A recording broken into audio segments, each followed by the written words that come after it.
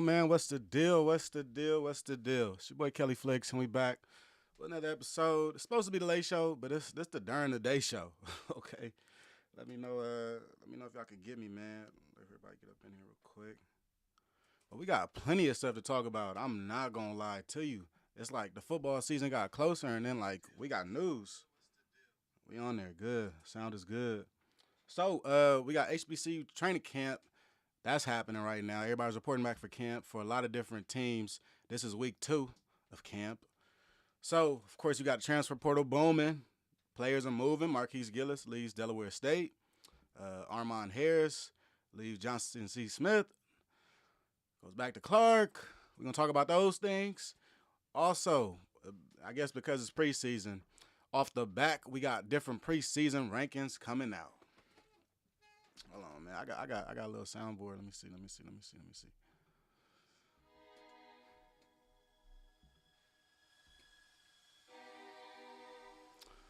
I don't know, my boy. We got a new preseason top 10. We're gonna dissect it. I'm gonna tell y'all what I think the top 10 should be and who shouldn't be there. I'm gonna tell you off the back.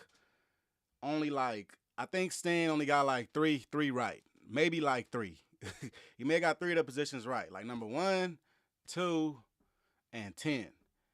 Everything in between there, I don't know what the boy was seeing. I honestly don't know what the boy was seeing. The space been jumping too, man. I seen yesterday on Off Script, Lionel from PV Verse. Everybody hopped on there. They did a little panel. That was silly. Everybody talking about the blue blood. So look, man, we gonna be on here. We gonna be yapping. I ain't gonna lie. We gonna see if I got a 3-banger in me. We gonna see. I was supposed to hop on last night, but we on now. So before we get started, man, I do want to take a look at something that was very important to me. So, former coach at Southern, Coach Shawn, he passed away this past spring, and Southern, they just they got a little tribute for him. So I'm just gonna go ahead and play the video, give y'all a look at it, man. Rest in peace, Coach Shawn.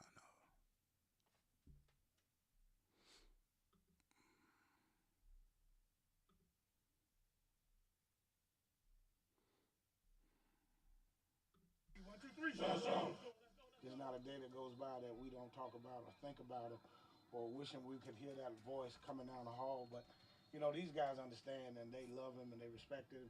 And they want to do everything in their power to not let him down. So they're using that as motivation as well to make sure that we're their best selves. Every day he came knowing he had cancer, knowing he was going through chemo. He came, he gave all he got. He gave us all he had to his last breath. Since the time I watched him close his eyes, he gave his last breath. So that just motivates us. We know what he would want us to do and where he would want us to be. In this year 2025, he wore 25 here at Southern. So this year is special for us. Shawn embodied everything about Southern University. He is Southern University, so we're gonna always honor him and his family by saying Shawn Strong.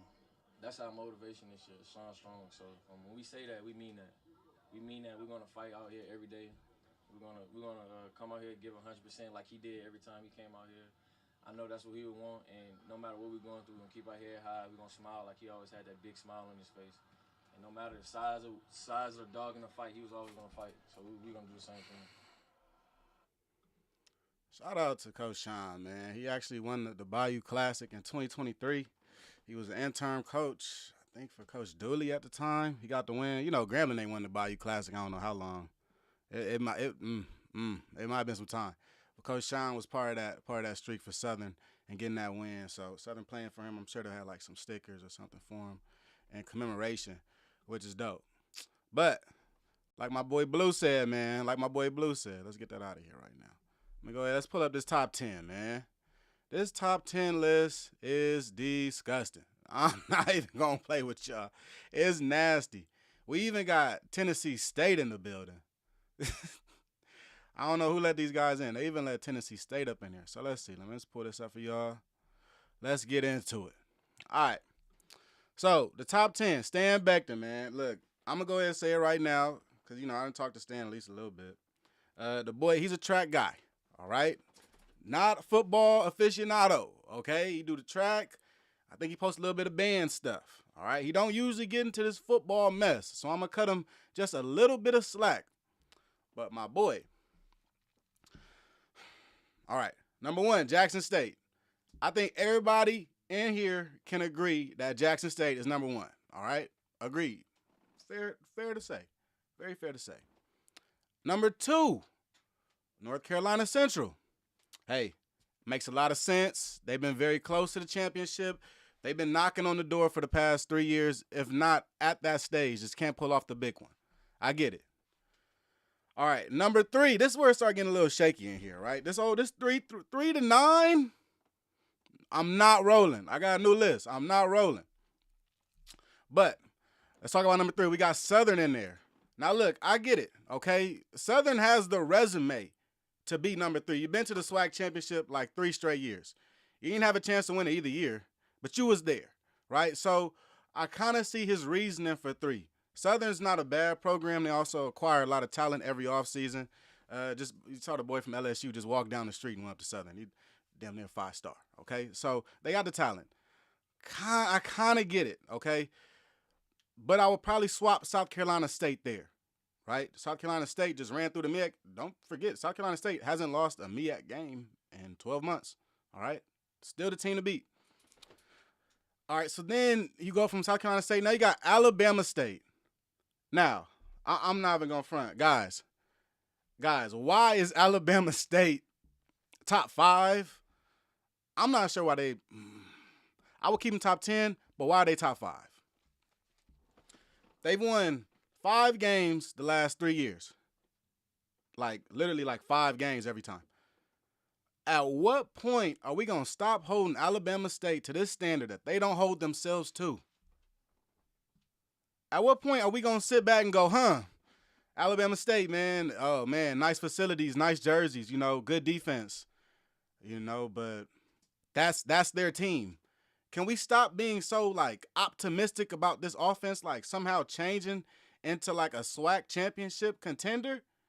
At what point do we let this go? Because it's kind of like a fantasy we got for Alabama State. Like, Alabama State is like the baddie at school that got lisp. It's like, you fine, you feel me? But we can't do nothing with this. We can't do nothing with this. That's the only thing I got with Alabama State. I like Alabama State as a program. They do a good job. I think that they're putting together a solid squad, Coach Eddie Robb. But I just don't. The Bama State, I don't.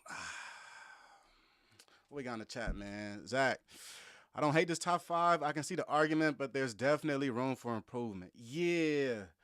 This top 5 makes some sense based on last year, but it kind of, thinking about this year going forward, I'm not that big of a fan. Because then you go, we keep going now. We'll finish through the list before I give y'all my list. Number 6, we got Florida A&M. I'm not even sure why Florida A&M is this high either. Florida A&M showed me absolutely nothing last year. I'm not sure if the coach is the right guy. They still trying to pick out of 5 different quarterbacks right now. I think really living through the portal on these quarterbacks for FAMU is going to end up biting them in the butt. I'm not going to lie. I don't think this is not sustainable business. Okay, Jeremy Musa, he was a 2-year project guy, right? He was good his first year, brought him back the second year. But, like, if we're going to keep bringing in, like, Daniel Richardson's every year to be our guy, I'm not on that road with you. They do have a couple talented quarterbacks for sure, but number 6 seems just a little bit too high for me. And then 7, all right? I'm not too mad at 6, but 7 don't make no damn sense. Why is Tennessee State in this top 10? Why is Tennessee State in his top 10?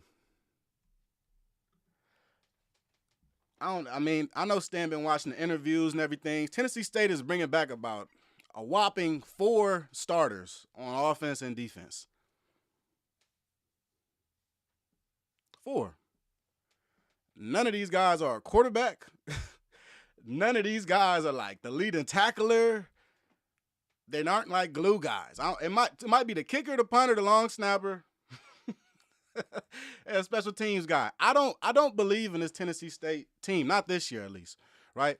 I think Coach Reggie is the guy. Good coach is gonna be the guy for them. They took too long in bringing him in. You can't bring a guy in the middle of the summer and expect to, well, I don't know. I guess you can expect to be on the top 10 list. If you do that, you're fine, right? But there's no way Tennessee State is going to be close. No way. You look at what they're gonna face in the Big South OVC this year. It doesn't look good. You look at where they are as a program, like today, not last year. They made the playoffs last year. Good job. But who's on their sideline this year? It's a whole new coaching staff.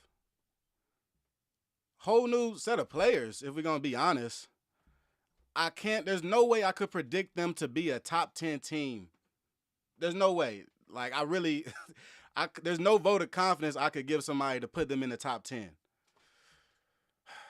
Facts, Blue. And they got like 4, they said receiving votes. That's what they said from stats, FCS top 10 poll. They said Tennessee State is receiving votes. Who is voting for Tennessee State, bro? Who is doing that? Sadil said, hey, Miss Faye. Okay, here we go. Moving on. We got Alcorn in here. Now, Alcorn, I am bullish on their program, and I'm bullish on them this year.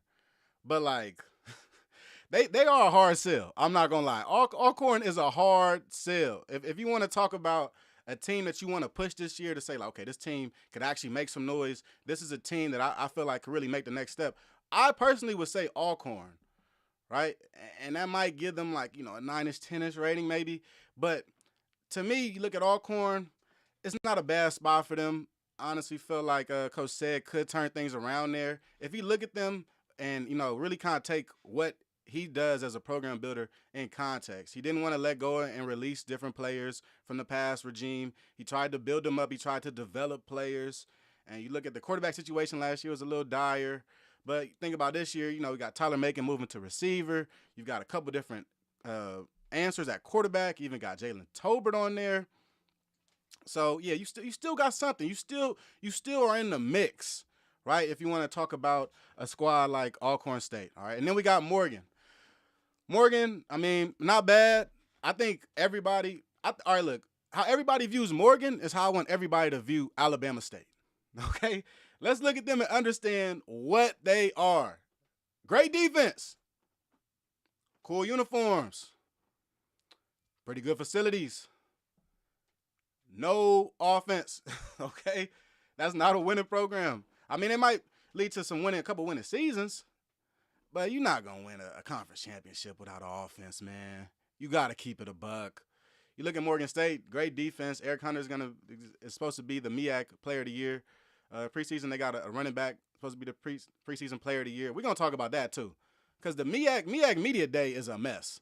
SIDs, shame on you. We're going to talk about that, too. But back to Morgan. Morgan at 9, I can live with. Not too bad. All right. So now, when you think about number 10, here's my boy Lionel bringing up the rear. Okay, Prairie View A&M at 10. Interesting choice. I get it. They got a lot of potential. Right. I talked about Tennessee State and they don't got no quarterback. Well, one of their quarterbacks, Tevin Carter, he went to Prairie View A&M. So he'll be competing for a starting job there, which is cool. Prairie View has a ton of potential. You have a new coach. You have a lot of momentum. You have a fairly reasonable non-conference schedule, which makes for, a team that can exceed expectations, right? You talk about Prairie View. This team can exceed expectations. Number 10 spot for them is not bad. That kind of makes sense. All right, but a lot of this stuff in between here, though, let's go in between there. Where's the little in between? 2 is fine. 3 right there. All this hot spot right in there, I don't really see things the same as my boy Stan. I'm not going to lie to you. I'm not going to lie. Say what you got. Okay. If you believe in Tolbert at QB, that's not good. He was a problem last year at Howard. Can't throw a pinpoint pass out. I'm not going to lie. I disagree with you. I think at Howard, Ja'Shawn Scroggins seemed to be a problem a lot of times. But the bigger problem to me at Howard was offensive coordinator, a lot of offensive plays, man. You got a guy like Eden James back there, and you don't cater your offense to him whatsoever. He's almost playing like a glorified jet sweep receiver. I can't really rock with you. I'm happy that Tolbert got out of that situation, if I'm going to be real. I think Tober might actually be something at Alcorn. I think you just watch. Just watch. All right. So what would you do? All right, so Felix, what would you do, bro, if you could do this? So I hopped on Instagram real quick. Hopped on the drawing thing, and I put together what mine would look like. So let me see if I can pull that up for y'all real quick. Cause ain't no way. Ain't no way. Okay, that's the regular one. Let me get the Flex version. Here go the Flex version. All right. So let's throw it up in there. I got pretty much the same teams. There was one team that I thought should have been in there that was not, right? And that team was actually Hampton. All right, so cut to bow. All right. Here's my preseason top 10. Okay, I thought the orange was going to make it easier to see. Hopefully it's not a problem for y'all. But at number 3, I got South Carolina State. They earned it. They did what they're supposed to do last year. They lost some players, but a lot of people lost players. Okay, I'm confident in Coach Berry's squad, and I think that's a number 3 team right there. I'm not going to lie to you. So now I got Southern. I told you F3 is not too high for Southern, but 4 makes some sense too, right?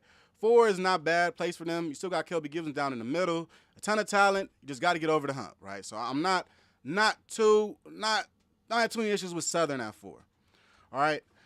I put FAMU at 5. I bumped them up, right?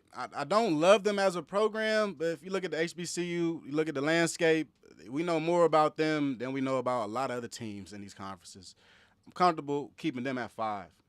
Then we go to 6. I bumped Morgan up to 6, right? And the reason why I bumped up Morgan to 6 was the fact that they have one of the softest schedules in Division I football. Bar none. I think Lane College might play a tougher schedule than Morgan State this year. And if hold on, let's look. I don't even want to do it. I feel like every time I bring up Morgan's schedule, I pull it up and I just get to clowning on them. But I'm just gonna say that they have one of these softest schedules, which means that their record this year is probably gonna be plus 500. You want to look at them? Look at Morgan. Think about a team that could probably win 3 to 4 non-conference games this year, going into that MEAC season where they should win around 2 or 3 MEAC games, right? You look at a schedule that's going to include Delaware State. Could be a game they could take. You want to take a look at a team like Howard. I don't think Howard's going to be much anything next year, guys. I was supposed to do a schedule breakdown. I'll probably end up doing one and post it separate. But I think Howard's winning like 3 games. One game is Morehouse, okay, just to put in perspective what type of season they're going to have. That game they play down at MetLife, yeah, that is one of the wins, but it's going to be about a month before another win, okay? Be alone. Alabama State, though, I put them at 7. I dropped them from 5 to 7. 5 was just too high, man. 5 is like you're in contention. I don't see it until Alabama State puts himself in contention. Until Bama State could beat Jackson State when it matters, until Bama State could show me something in non-conference, I'm not rolling. So they're in the same boat as Morgan State to me, right next to each other like pals. Then you insert Hampton. How did Hampton get skipped over in all this? That's one thing I really didn't understand when I was looking at Stan's top 10, because you got a marquee game in the first week of the season. You got South Carolina State. I'm sorry. Hampton and Jackson State. Hampton at Jackson State. It's going to be at the Vet. If you got a marquee game like that, it makes you definitely want to look at the team. And when I look at Hampton, that's one of the top HBCU programs. That's one of them. If you could put Tennessee State in the top 10, at least give Hampton a look. Hampton should at least be receiving votes, y'all. They should at least be receiving votes. So, yeah, throw in Hampton at 8 for me. I think they got a chance to climb. You think about who they play this season. They're going to play Jackson State. What if they get a win against number 1 on game 1, right? They didn't go from out of your top 10 to inside the top 10 now. No, like they've always been a top 10 team to me. When you got a quarterback like Isaiah down there, fresh quarterback transferred out of Lincoln, you got a chance, right? He's going to be able to show himself early, and I can't wait to see him go down there and ball. So then at 9, At 9, behold, behold, Norfolk State Spartans. Okay? I like Mike Vick. And them. Go ahead, give him a 9 spot. Give him a 9 spot. You want to talk about a team that has some pretty good additions, a team that won the offseason, you got to bring up Norfolk State. They bring in Izzy at quarterback, Israel Carter. He's a pretty good quarterback, man. Coming straight out of Corona Centennial. He took a year, I think it took like a FIU redshirt year. He's going to be playing full-time now for Norfolk State. He's wearing number 7. And, that's a fact. Kamari Gray and, like, maybe 11 other players transferred from Hampton to Norfolk State. Like, the beef is heavy, but it ain't that heavy. Like, it's Mike Vick, bro. Be for real. Be for real. But I still like, despite that, I still like Hampton's squad, though. I feel like Hampton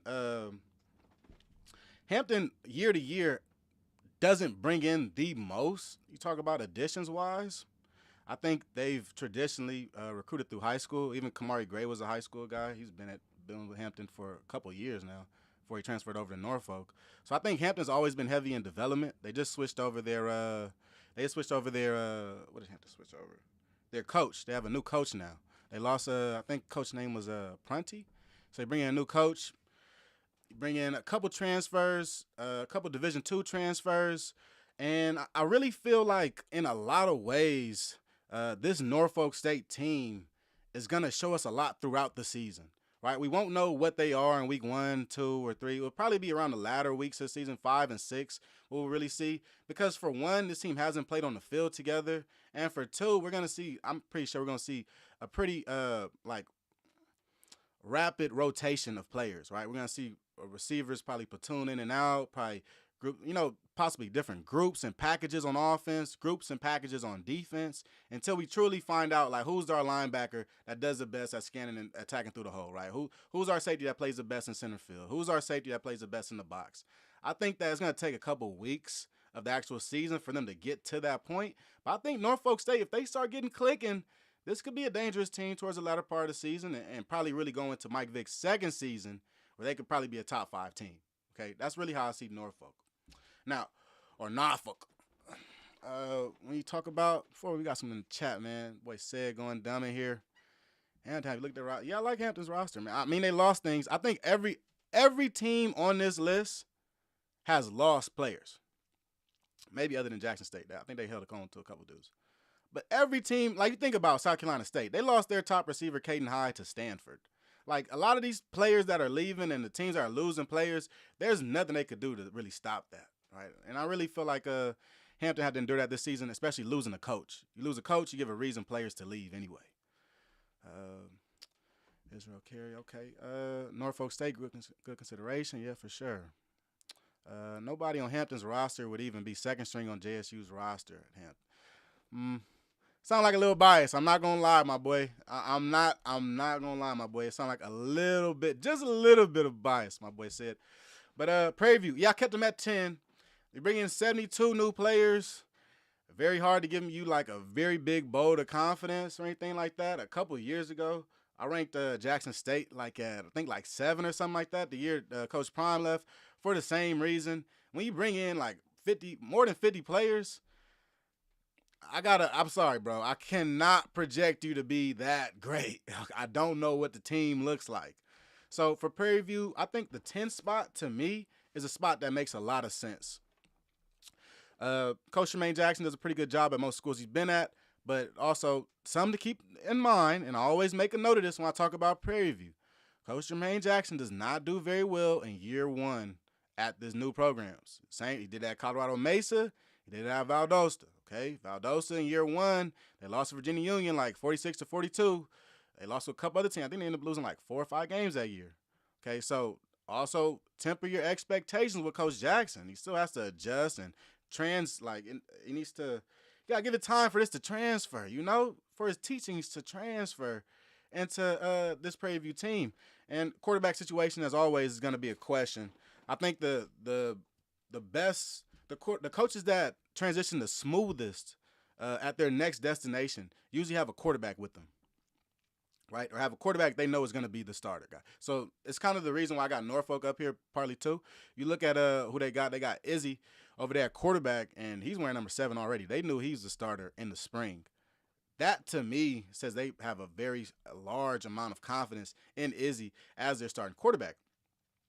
For Prairie View, though, when you listen to different interviews that Coach Tremaine Jackson has, he's constantly talking about the quarterback competition, which in some ways worries me, because you don't want to go into the season with multiple quarterbacks. That means you have none. And you also don't want to go into the season when you're alternating quarterbacks. That's really not going to work. You want to go with one guy, play to his style, play to his advantages, try to win with that one quarterback. But you really don't want to kind of get stuck into the spot where it's like, okay, well, in the 2-minute drill, we're going to use this guy. At the end of each quarter, we're going to use this guy. At the top of the quarter, we use him. Next possession, you got the ball. It's not a very good way to play football, and it's tough to program build like that. You want to program build around one guy, quarterback. Let that be that, okay? So, yeah, this top 10 was booty cheeks. I'm not going to lie. I had to do my own top 10 because this one, booty cheeks. Straight booty cheeks. I didn't like it, Stan. I'm not going to lie. So I went ahead and I did my own little thing. I'm hitting my boy HBCU FC up so I can put my preseason rankings out. Hopefully at some point this week, we're going to drop them. But, let me know. What else y'all think about the ratings?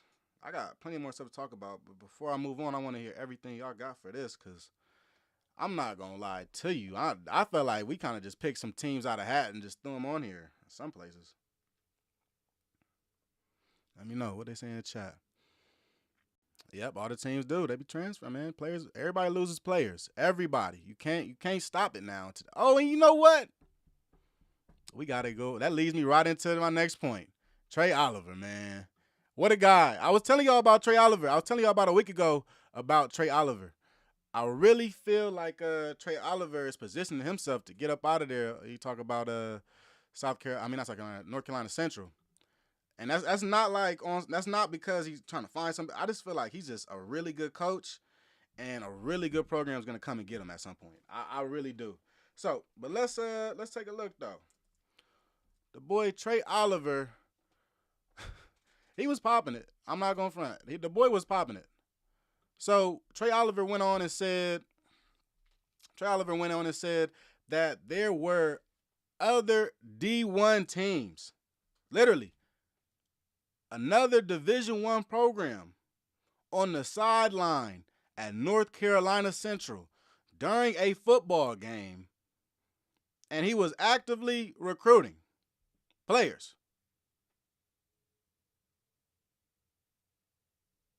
NCAA, have you no shame? And I'm trying to look. I wonder if the brother was wearing like a team apparel joint. You know what I mean? Like if he was from Virginia Tech, if he was wearing like a Virginia Tech zip up or something, and he just standing at the end of the guys. There's no way. So he said that we're gonna get into it. Let's find out what Coach Trie is talking about, man. Could be about playing time. Could be about other variables. What's your "you got to be kidding me" story? Well, it's on what these guys do. Okay, we about to play Howard University on a Friday night. In pregame, and I look up and I see, y'all enjoy this one. I see Virginia Tech staff member on our sidelines. So I'm like, what's this dude doing on the sidelines? Oh, well, he's here to go see Bulldog because he and Bulldog had a relationship. And first of all, Bulldog's not that nice of a dude anyway for somebody to see him. So I already know that's the first lie. But Virginia Tech was actually on my sideline recruiting my running back.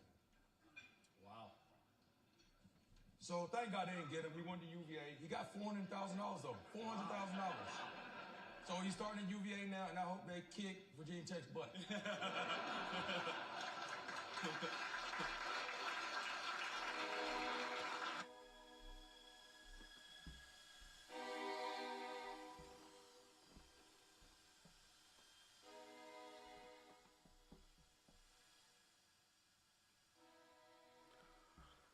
Don't you find that suspicious? So you mean to tell me during the middle of a game, Coach Oliver, probably arguing with a ref, You know why you throw that flag? You know what I mean? I'm going to throw the challenge flag out there. Hold on. And you look to your left, and there is a coach from Virginia Tech standing there. Fam, is this a high school sideline or a Division I football sideline? Tell me, please. What are we doing right now? God. What are we doing right now? I might just, if I was Coach Trey Oliver, I might just call the police. I mean, what else can you do? NCAA ain't doing the damn thing. You might as well call the police to come get these guys. Because there is no way.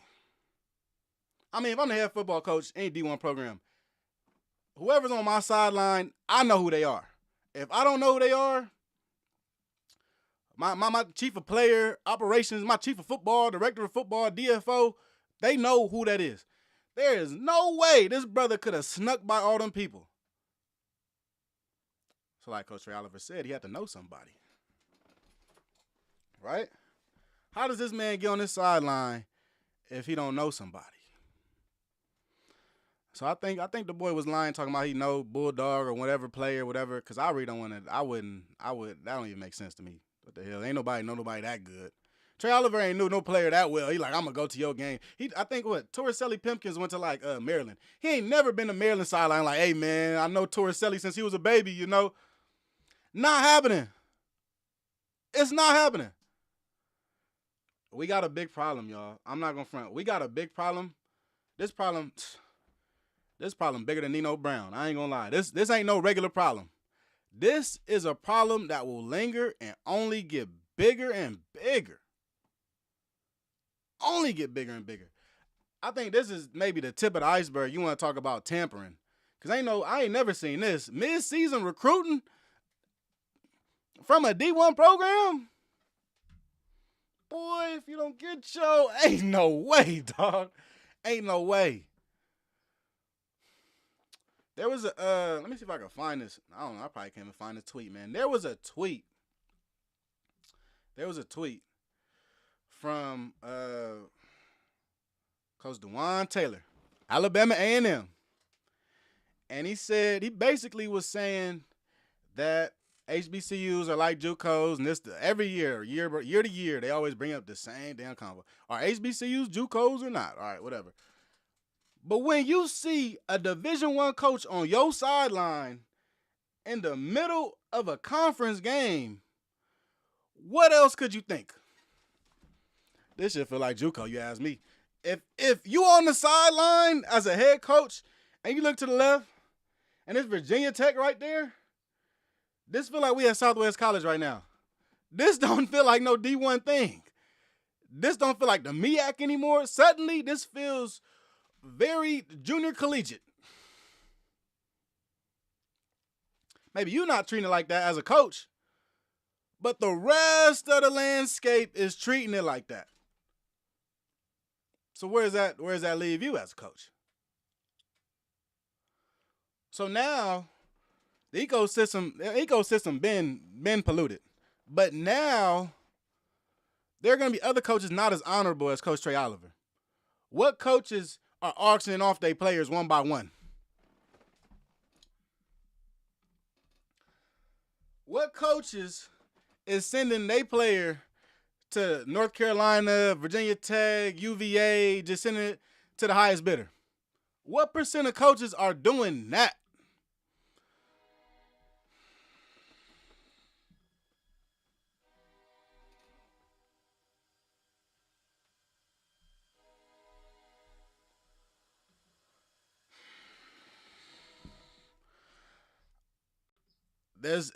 Look, man, this is not good for football. This is not good for HBCUs, D2s, D1s, D3s, D4s. This ain't good for the sport. If these Division I FBS schools are doing this at North Carolina Central, imagine what they doing up at Shaw University, Bowie State. They probably damn near calling plays over there. They might walk in there with a polo. Like, who gonna stop me? I mean, I would at this point. Virginia Tech, how did he know that was Virginia Tech? That's a kicker right there. How did he know this was Virginia Tech? Did somebody tell him it was Vatech, or was he wearing Vatech insignia? Because if they getting that bold, they just pull up to your stadium with their shit on. Like, hey, it's me. I'm in for free. I'm going to be on the sideline. Like, bro, what's this? This is not a high school. We got to stop this while it's early. We got to stop it while it's early. Because I ain't going to say no 10 years. 2 years from now, they might bring their whole damn staff up in there. Who going to stop them? Who gonna stop him? Miss Faye with the context. Hold on. We got some context, y'all. He recognized the coach. So the boy wasn't wearing the Virginia Tech. He just looked like somebody he knew. He could tell off the back. Yeah. Let's see. Coach Trie was skeptical as hell of the reasoning, and he knew the dude was not there, come to visit someone from another school. Yeah. Nah, that's problems, man. He went incognito on him. Nah, I don't like it, though. Because then why are you on my sideline? So this is some crazy stuff. You want to talk about the transfer portal, where players are going. Apparently, the recruiting starts during the season. Apparently, you can recruit at it at any point in this next 12 months. Talk about transfer portal. The FBS schools always talk about tampering. They always bring it up. They say there's a lot of tampering going on. A lot of coaches are calling my players, inquiring about things, trying to, put their nose up into our business, and for the most part, just put a bug in this player's ear, right? Well, I think right here, it's quite clear. There's evidence that these coaches are recruiting 12 months out of the year. They're recruiting during your season, and they're at your games. At the games. They at the games with you. So they want to see the player play. It makes... Let's flip to the other side now, right? We're speaking from the FBS angle, okay? Why a coach would be there. Well, number one, and make sure y'all like this stream, man. I see a couple of y'all up in here, but I only got 5 likes, 4 likes. That's not enough. Like the stream, man. Rock with the boy. From the FBS level, right? If we look at from that point of view, what happens a lot with the transfer portal is that a team may go ahead and recruit somebody that looks good on paper. They had 3-4 stars. They come to the team, and they aren't as good as they thought they were. Usually because they haven't played for like 2 years, or maybe they're not the same player they were as they left out of high school, right? They're at one point rivals, and I think they're still doing it, but it's very hard to do. They are rating players on a star level that come out of the transfer portal, right? So you could be a sophomore in the transfer portal. They will rate you a star level. Okay, and that's supposed to help or at least maintain like continuity as far as how good these players are coming out. But at the end of the day, we don't know. We don't know, especially when the players aren't getting the snaps, and especially when the players aren't putting up any stats at all. This dude could be a 4 or 5 star from 2023, not play for 2 years, come into you, pause, big pause. Come into your program, 10, 20 pounds overweight, damn near playing a different position. We see it a lot HBCU level, FCS level for sure. So the FBS level, I think in some ways you do see that because players may only travel for a visit, right? You can go to a visit up to FBS school and check it out like regular recruiting, but there's no workout. There are no camps for you to go to. Those camps that teams host are for not underclassmen, high schoolers. They aren't for JUCO players. They aren't for the transfer portal. There is no transfer portal combine. The only way to positively evaluate these players will be through game film or watching them play in the game, right? So when I put it that way, it gives great context on why they would send a coach to go watch a player in game, okay? If you want to be able to find the best transfer portal players, you're going to want to see them in person. I mean, any football guy would tell you they would much rather the eye test rather than a sheet of paper or anything else. The eye test usually tells you as much as you need to know. So, in understanding that, I think this is going on a lot, y'all. Like I said, I think it's going on at any level you could think of. If a Virginia school could go over to North Carolina Central and do this, Well, they crossed state lines for this. They crossed state lines for this. And I'm not even sure. This is a kicker. I'm not even sure this was, I think it's illegal. I'm not sure if it's illegal, though. Is there a part in the rule book that says that?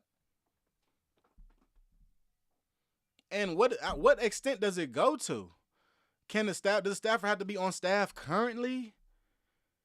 Can it be a grad assistant? Like, where I think we're really binding the rules right now when you talk about recruiting. Like, we all knew this was the wild, wild west. Trey Oliver just documented it for us, though. He just documented. And he's sitting next to Bill Belichick.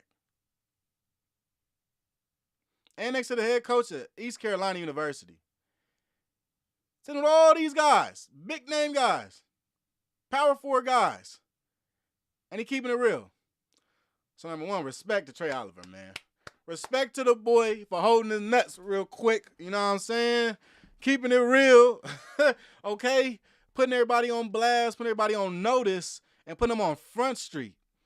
Because at the end of the day, if you can't do nothing about it, hey, look, man, a hit dog gonna holler. You gotta say something, man. You gotta say something.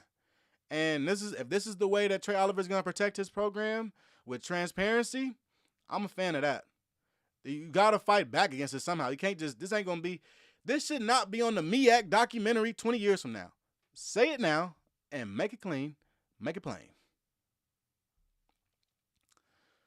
What we got in the chat, man?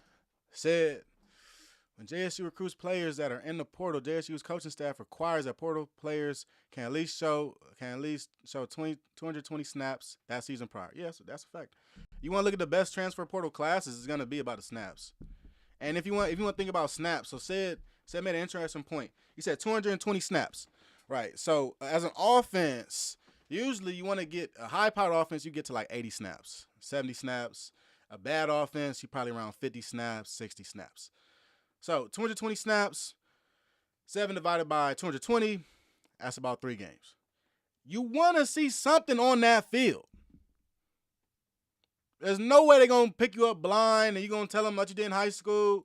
They don't care about that. So, yeah, great context, Sid. That's for a lot of the major programs, they require more snaps, of course, but a good team requires snaps. A team that's just looking for players and looking for bodies, looking for some meat slabs, is just finna go about the height and the measurements and then talk on the phone, right? So, yeah, that's not what we're doing. So, next up, I do want to talk about players. Southern went in detailed the end of their whole team, bro. So, let me see if I can bring that up. We're going to talk a little bit about Southern. They talked a little bit about Jalen Woods at quarterback, talked about what they got coming in. Coach Terrence Graves really dove into, what Southern is trying to be and really what to expect from Southern. I think year to year we expect Southern to be competitive, but somehow they end up in the SWAC championship, which is cool, which is great. But what's going to get them over the hump? Is it the coach? I mean, it's been through 3 different coaches at 3 different SWAC championships. So, I mean, is it the coach? Is it the scheme? What really is it for them? Because they seem like they're so close. So let me bring up this interview for you guys. Coach Terrence Graves. All right, so boom, don't worry about nothing. So we're going to listen into this. I'm going to try to do a better job of shutting up when the boy is talking. And let's just listen in to what Coach Graves got going on, what's coming in, what's going out, and really what to expect from Southern football. Let's do that. Shine, as they say, and that's fine. But these guys are competitors. They're champions. And so their thing is, hey, you know what? We're not going to worry about all the talking to shine. We're just going to shine when it's time to shine. And that's how you should be. You should be. And I tell them all the time, hey, just go out and be your best selves and then show as opposed to always tell. Staying there on the offense side of the ball, obviously going into this season, got another quarterback battle going. 3 guys. Jalen Woods, the only returner in that room. All right, sorry, I got to say something. For the past 3 years, Southern has had a quarterback competition. What does that tell you? This ain't leaving that out there. Let's keep watching. We're going to watch the whole thing. You said you Not the whole thing. The next couple minutes. hated it for him that he didn't get to finish out the season, you know, the SWAC championship. How have you seen him kind of practice and prepare kind of, you know, with a chip on his shoulder maybe? Well, Jalen always prepared as a starter. And that's the thing that we love about him. He never wavered in his preparation from week to week, whether he was the first team guy, the second team guy, third team guy, what have you. And so in that preparation, when he got his opportunity, it was easy because he was already. Hold on, can't really hear it. Hold on, don't worry about nothing.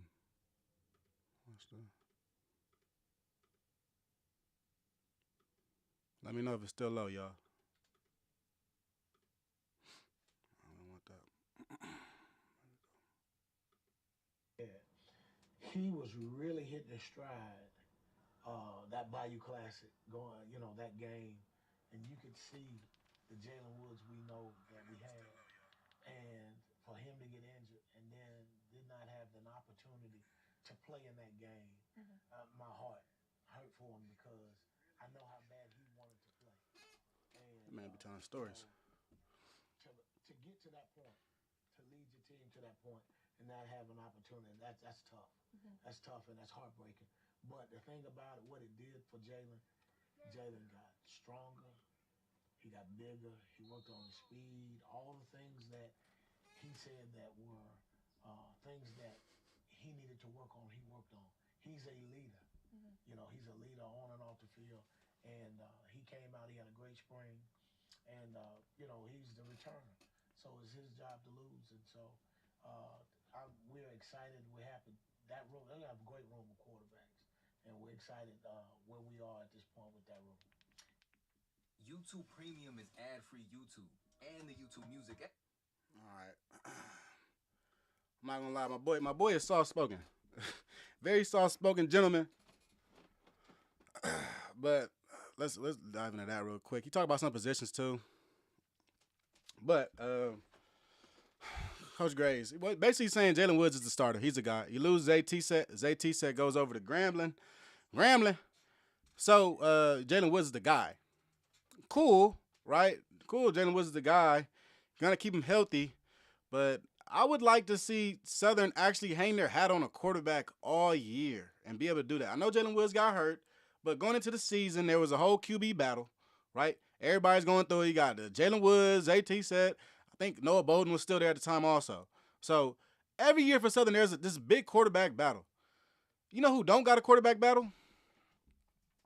Jackson State. There's something in finding your franchise guy. Like even Alabama State, right? No quarterback battle. You got Andrew Body. Find the guy, stick with him. Why every year it seems like Southern's trying to find a new guy to really run the ship? What is it? I really don't see it, man. Just talking about the chat. Hey, man, look.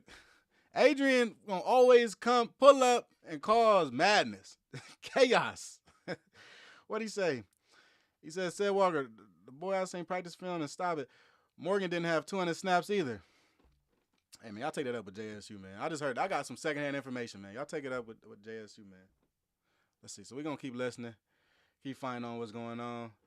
Code 67, what's the deal? Everybody, Israel Carey, what's the deal? Miss Faye, what's the deal? Said, what's the deal, man? Everybody, if you're in here, man, go ahead and like the stream for me. Appreciate that. Let's keep on watching this thing. You have Cameron McCoy and Jamari Jones. Just what do you like about those two so far and how they've kind of meshed together in a room? Jamari is a very athletic quarterback. At one point in time, Jamari was the #1 junior college quarterback in the country. And so to have him, he's athletic, he can run, he can throw. He's got a great personality. Cam is a young man that we actually recruited when he got in the transfer portal from Eastern Michigan, and he's a two-sport guy. He's a baseball. He's a pitcher in baseball as well. So you know, we're gonna allow him to do both. And he's athletic. He can run. He does a great job. But they're great character guys. And then the freshman quarterback, Dylan Compton. I keep talking about this guy. I have him written down. I'm telling you, listen, tremendous talent. Can do it all. throw, run, very smart. He's young and he's got a funny side to him, even though he doesn't try to be funny, but he has a funny side to him, and he's a competitor, and he's a great young quarterback. Obviously, you're gonna let your coaches. All right, you stop talking about quarterbacks today. He talks a little bit more about positions. We'll get into positions. But while we talking about quarterbacks, Israel made a good assessment. They got Cam McCoy also from Jackson State. He's over there battling. And, yeah, like you're saying, Miss Faye, I'm not sure why he made that move. I think he saw it as an opening over there. But if you saw the film last year, you kind of know that Jalen Woods is the guy for Southern.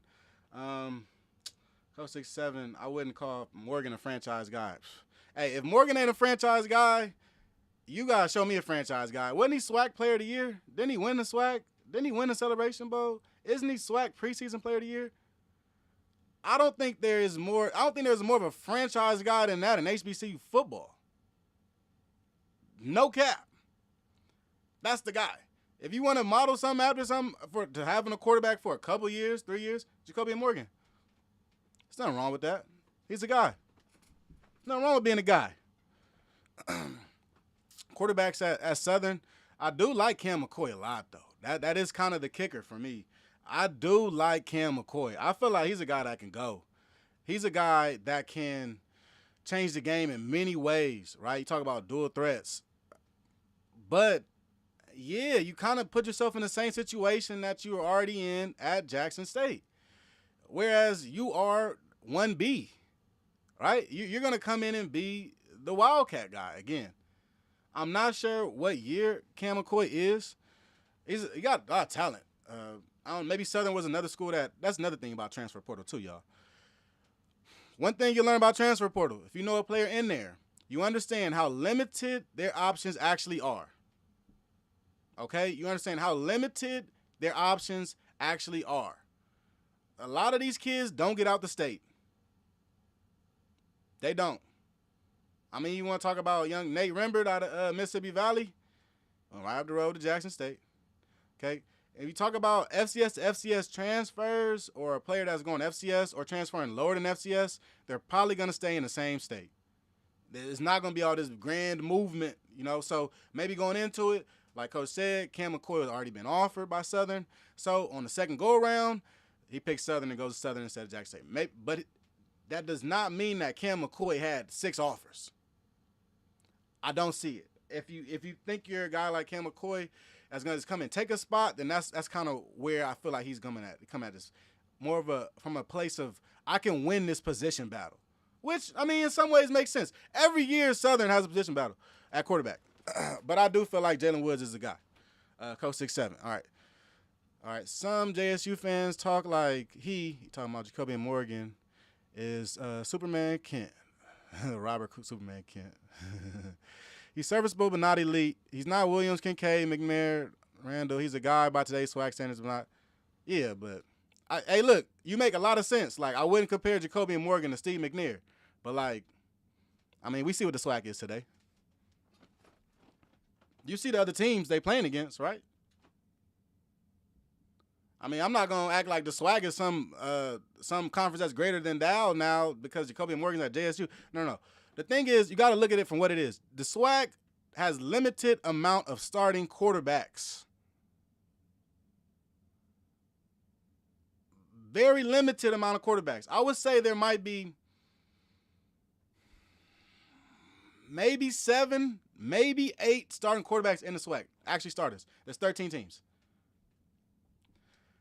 We just watched Coach Terrence Graves try to talk up a quarterback. His name just slipped my mind. Jamari Jones, right? Jamari Jones was the number one. If everybody that follows along with HBC football, y'all know this. He was a number 1 junior college quarterback coming out of junior college. Jamari Jones, if I'm not mistaken, went to Mississippi Valley State first. 12 teams in the SWAC, my bad. He went to Mississippi Valley State first. From Mississippi Valley State, he went to Albany State. This is the number 1 quarterback in JUCO. He transferred back down to Albany State. At Albany State, he played athlete. He wasn't even good enough to get the starting spot at Albany State last year. He's playing tight end, some other things. And now Jamari Jones comes back to Southern, but he's battling for a starting quarterback position. When you was playing tight end last year at Albany State, the SWAC lacks quarterback depth in general. That does not take away from how good Jacoby Morgan is. If anything, we should see more decent, serviceable quarterbacks in the SWAC, given that, though, there aren't enough. So, look, I'm not super high on Jacoby Morgan, but the stats speak for himself. He's a franchise guy. I will literally die on that hill. He's the guy. What y'all talking about in the chat, though, man? Hold on. Honestly, a lot of today's QBs are serviceable. Facts. He's a Celebration Bowl winner. Facts. 12 teams. Yeah, hey, look, Cook, Jamari, not the guy, my boy. Jones had a great spring, left Southern a few weeks ago. Okay, so got it. So, that proves my point a little bit, too, though. So, Jamari Jones is out. I don't know why they even mentioned him. Or maybe I wasn't listening right. But, yeah, so the quarterback situation at Southern seems as though – am I frozen or something? No. All right. So, it seems as though it's going to be just straight up Jalen Woods and McCam McCoy. And that's tough. I ain't going to lie. That's tough. We're going to see a winner. The best will survive. Okay? Do we want to go through the rest of the Southern? We're going to listen a little bit. If Graves gives us something, we'll see. If not, we also got to talk about Alabama A&M. They got a similar situation, but I think that situation has now been hashed out at quarterback. But here's Southern's coach, Terrence Graves. Their thing, that's just how you are as a head coach. But what do you want out of the starting quarterback? Well, the thing is, we want him to be a guy that doesn't have to feel like he has to go out and win the game. Just don't lose the game. You know, we want him to take charge and lead us down the field, put points on the board. When adversity sets in, be a guy that can rally the troops. Just basically, the game is never over. Mm-hmm. And so when every chance you get an opportunity to go out there and just, lead us to the end zone and lead us to victory and be just the overall leader, mm-hmm. On and off the field. And that's what we're looking for. And all those quarterbacks have that capability. Last year in the SWAC championship game, the offense had 4 turnovers. I know you were disappointed in that.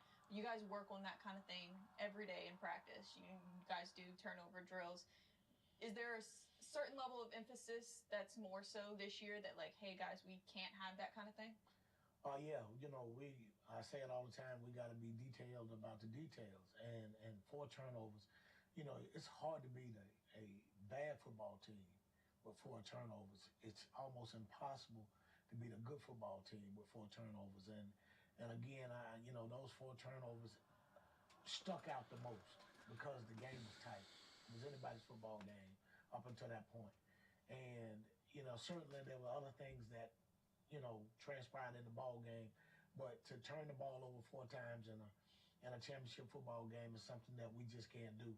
And we've been intentional about protecting the football, paying attention to the details. And we're doing things in practice, and we're doing things in practice and on film to make sure that that's just one thing that we correct. That's the thing that stood out the most.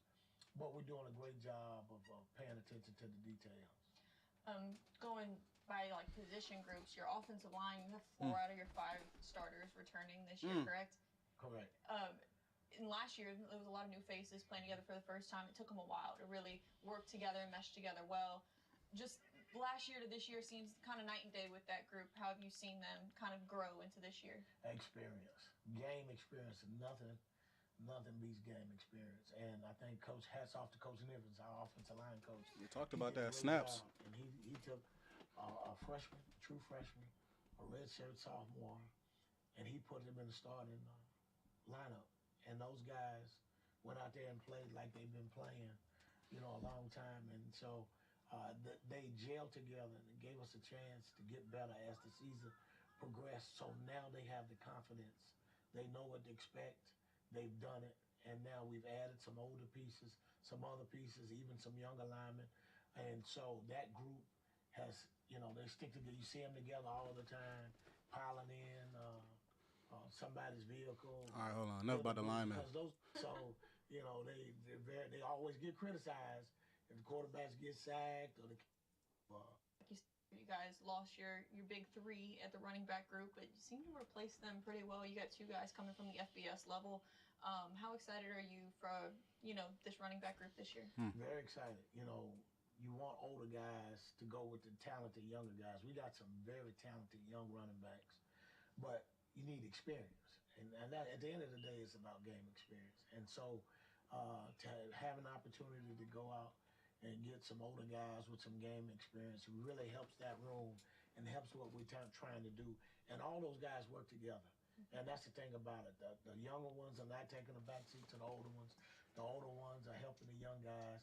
They're all working together. So anytime that you can have depth, and Coach Henry Miller, our defensive coordinator, he always says strength in numbers.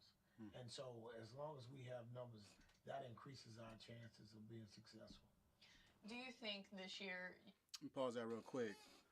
That last part. Remember that last part, right? Talking about strength in numbers. You want to talk about teams that win later on in the season? That's a team with depth, right? A team that got backups. A team that has a lot of talent. And for the past couple of years, it's been the same teams because they have been the deepest teams in the SWAC. You want to talk about Southern? Talk about Jackson State. Even for the A&M. The deepest teams definitely survive deep into November and into December. So that way of thinking right there for Southern, man. I agree with you, Israel, right there. I mean, all right, that was Zoe. What up, Zoe? I know he's up in there. Yeah, now I kind of like what Southern's building. They've done a good job in retention, and they're also in a good position in that SWAC West. That SWAC West has been vulnerable for years. I'm not even going to front with you. Guys are kind of rotate the quarterback. I mean, not the quarterback. I'm sorry, the running backs just based off of what's needed and everything like that. Are you looking for one consistent guy?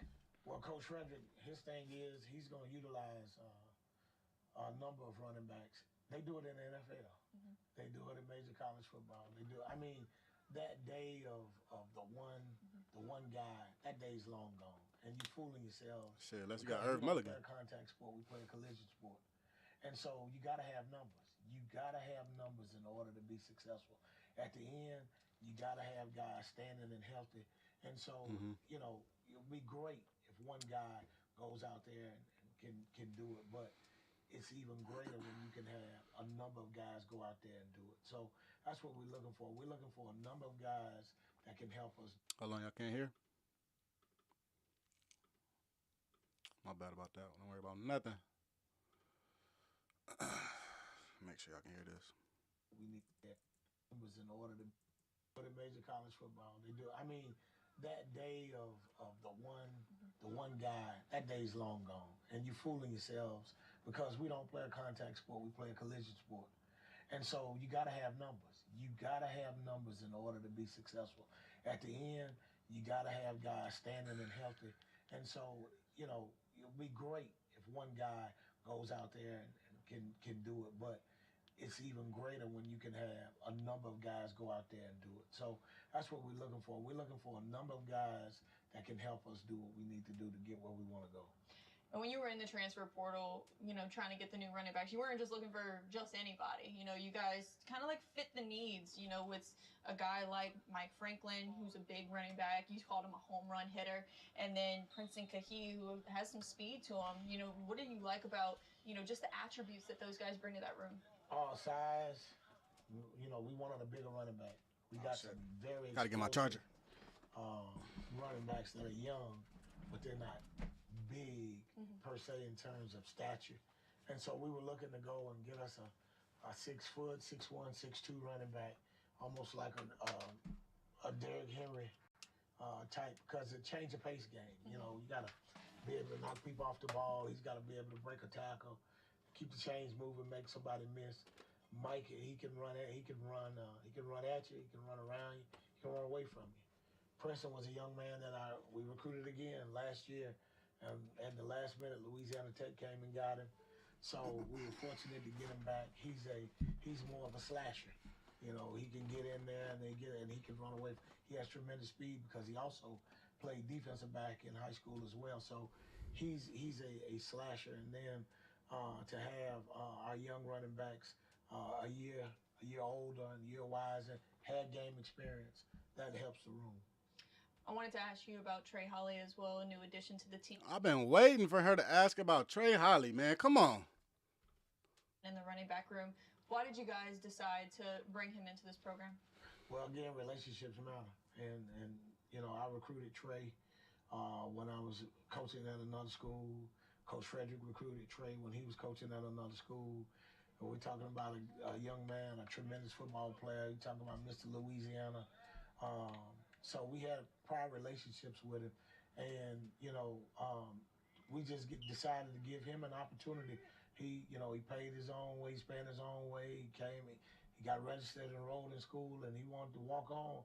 And why not give him an opportunity? Life is about giving opportunities and chances to those, and so we definitely wanted to give him an opportunity because he wanted to come.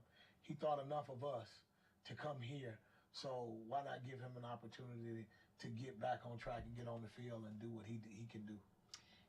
All right, that's enough of that, man. Hey, look, Coach Graves is well spoken, very well spoken, man. It do make you go to sleep. I ain't gonna lie, it do make you go to sleep. You gotta watch it in portions. But they gave out some good information. This little what was this on? WBRZ. Yeah, if I want to go see that whole thing, hop on WBRZ.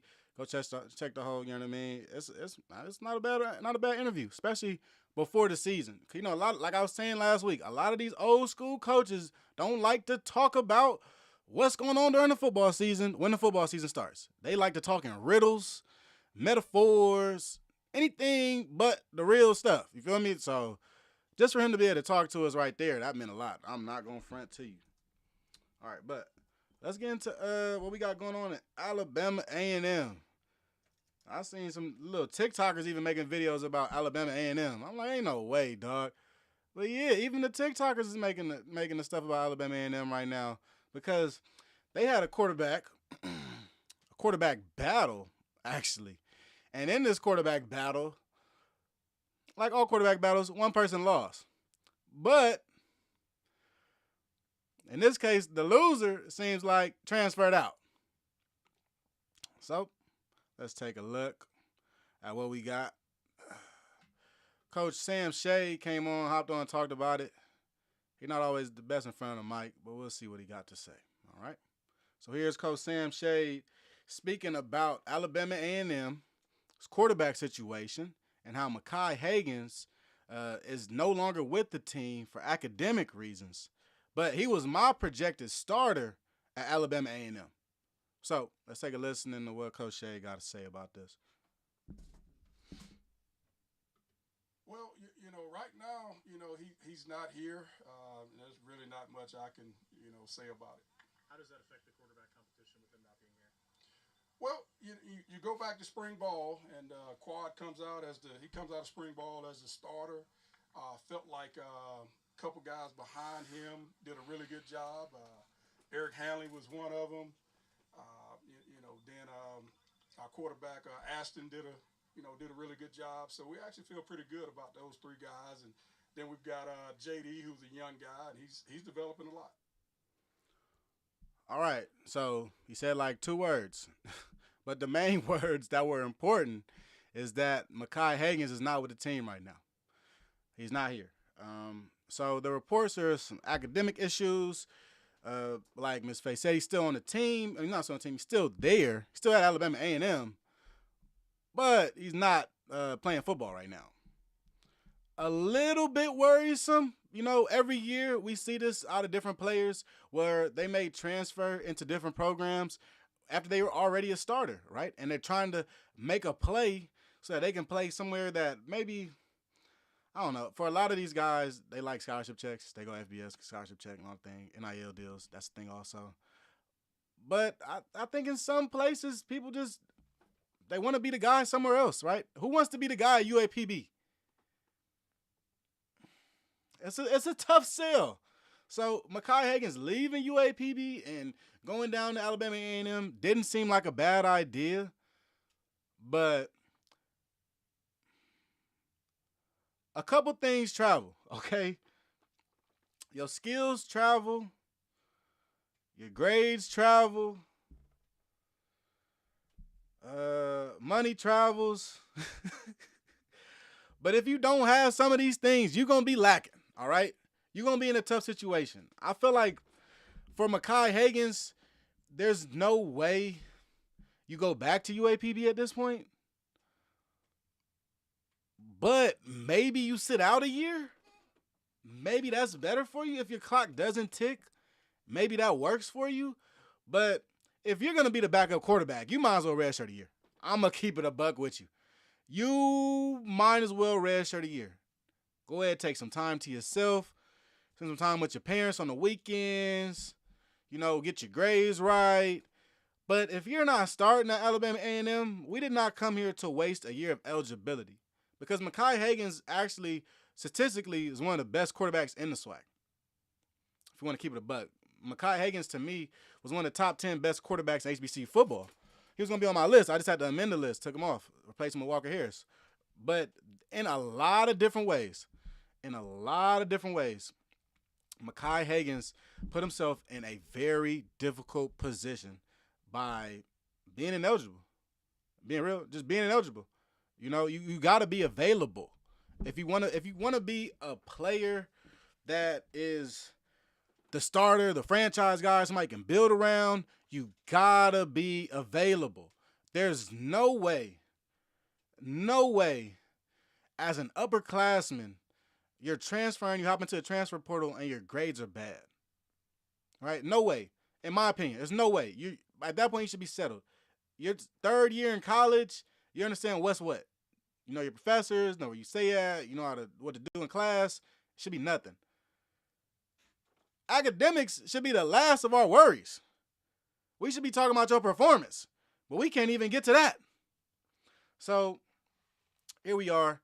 I'm hoping Mekhi Hagans finds a better spot or at least a spot to like kind of land in or, you know, some type of a better position than right here. Because from right here, from what I'm seeing, the boy's going to be on the sideline all season with a clipboard in his hands wearing an Alabama A&M polo. Not suited up, not traveling. That's tough. Speaking of something else that's tough, man, I was just watching my boy Kobe's show. My boy Kobe Orr, he was down there. South Carolina State. South Carolina State was picked to win the MEAC. They was picked to win. Not only were they picked to win the MEAC, I think they only had like one player selected to the MEAC all preseason teams. So, shenanigans is what I'm getting at. We're getting from the MEAC. When you talk about the MEAC right now, shenanigans, okay? Because we have a MEAC. We have a collection of schools, coaches, SIDs, that had a media day this past week where they voted, the SIDs, sports information directors from each school, institution in the MEAC, voted. And the votes were a mess. I kind of got to pull up the votes. We're going to take a look. Let's take a look at the MEAC all-conference teams first, and then I'll give some feedback. But the teams were an absolute mess. It's basically everybody up in there. Coach 6-7, appreciate you, my boy. The teams,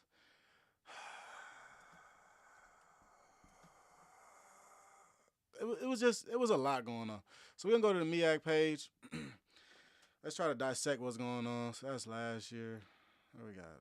Archive, additional links. I'm going to type it in. Let's type it in. Media day. Predicted order of finish. All right. So here we go. Preseason all-conference honors for the MEAC. Off the back, like I said earlier, you got Eric Hunter as your defensive player, linebacker. And you got Jason Collins, running back, as offensive player, right? All straight Morgan State down, right? Okay.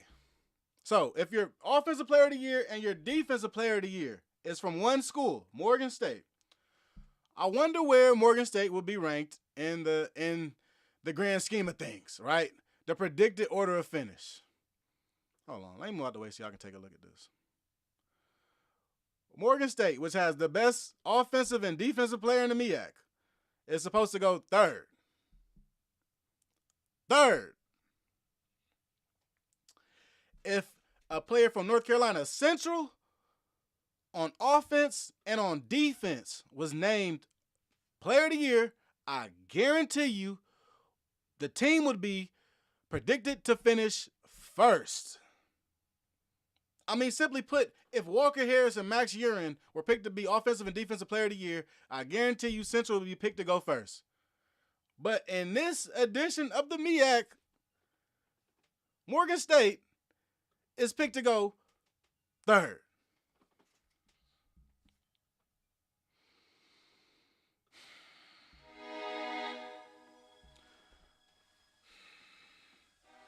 Let's continue. Because there's more. The team that was picked to go first, South Carolina State.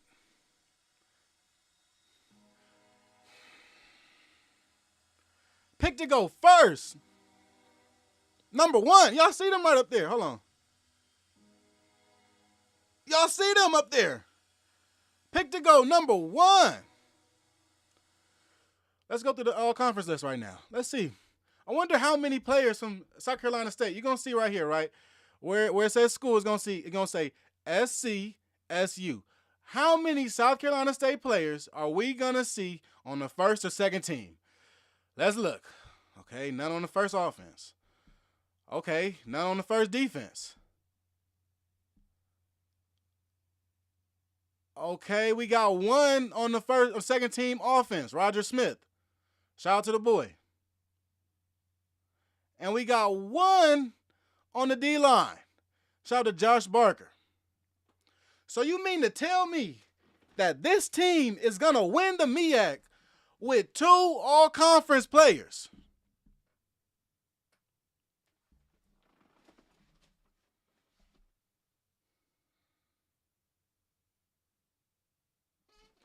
They going to win the MEAC with 2 offensive players. Well, two all-conference players. That's it. Those 2 guys are going to lead the show. Offensive lineman and the D lineman. SIDs do better. Coaches do better. Because, look, I want to say this, too. Because a lot of times for MEAC Media Days, media days in general, usually the SIDs vote on this, okay? Which makes a lot of sense. But if you do the tallying correctly, right? You look at these points on here. I want to see the breakdown. We need to see the numbers. Because if there are 6 teams in the MEAC, tell me if my math is wrong. If there are 6 teams in the MEAC, that means that each SID gets 1 vote.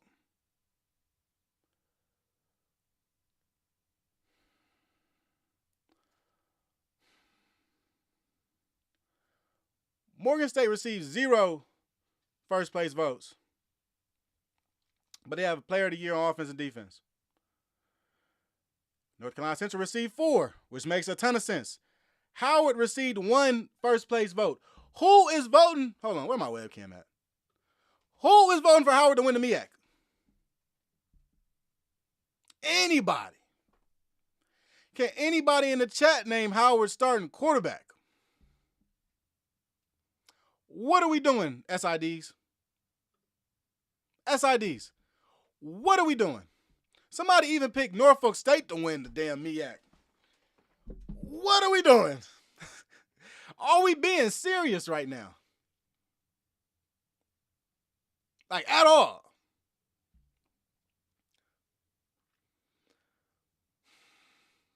It's embarrassing. It's very embarrassing. There's no way. You said it right. There is no way on God's green earth Howard should be getting any first place votes to do first place anything. There is no way that South Carolina State is picked to be the best team in the MEAC, but only has 2 all-conference players. To put in like context of what's going on right now. To put in context what's going on. I think who won the MEAC last year? I think South Carolina State won the MEAC last year, right? And they won it with like around 11 all conference players. So if I were to go by that math, right, that the players, the team that has the most all conference players is gonna win the conference. I'm looking at North Carolina Central right now. 1, 2, 3, 4, 5, 6, 7, 8, 9, 10, 11 players from North Carolina Central are all conference players. So wouldn't that mean North Carolina Central would be your predicted order to finish number 1? Wouldn't that mean that NCCU is the best team in the MEAC? Well, not to these SIDs. They voted for all the players, but didn't vote for the team. Apparently, they forgot to vote for NCCU to be the best team in the MEAC. I mean, I don't. Everybody got different opinions, but I challenge you to go ask 10 media guys, who do you think gonna win the MEAC? I guarantee you none of them dudes gonna say Howard. I guarantee you none of them dudes gonna say Howard. Nobody gonna say the Howard Bison. You might even hear one Norfolk. You're not gonna hear Howard. But somehow, Howard got a vote. Somehow, Howard got a look. Hell, even Delaware State got a vote. If y'all really look at it. Delaware State got a vote. One person thinks Delaware State is going to win the MEAC. I don't think it's one person in the state of Delaware that think Delaware State going to win the MEAC. Ain't no way, dog. Ain't no way. This is insane. But the reason why I brought this up, man, my boy Kobe put this into perspective. So we gonna hop on real quick. Hold on.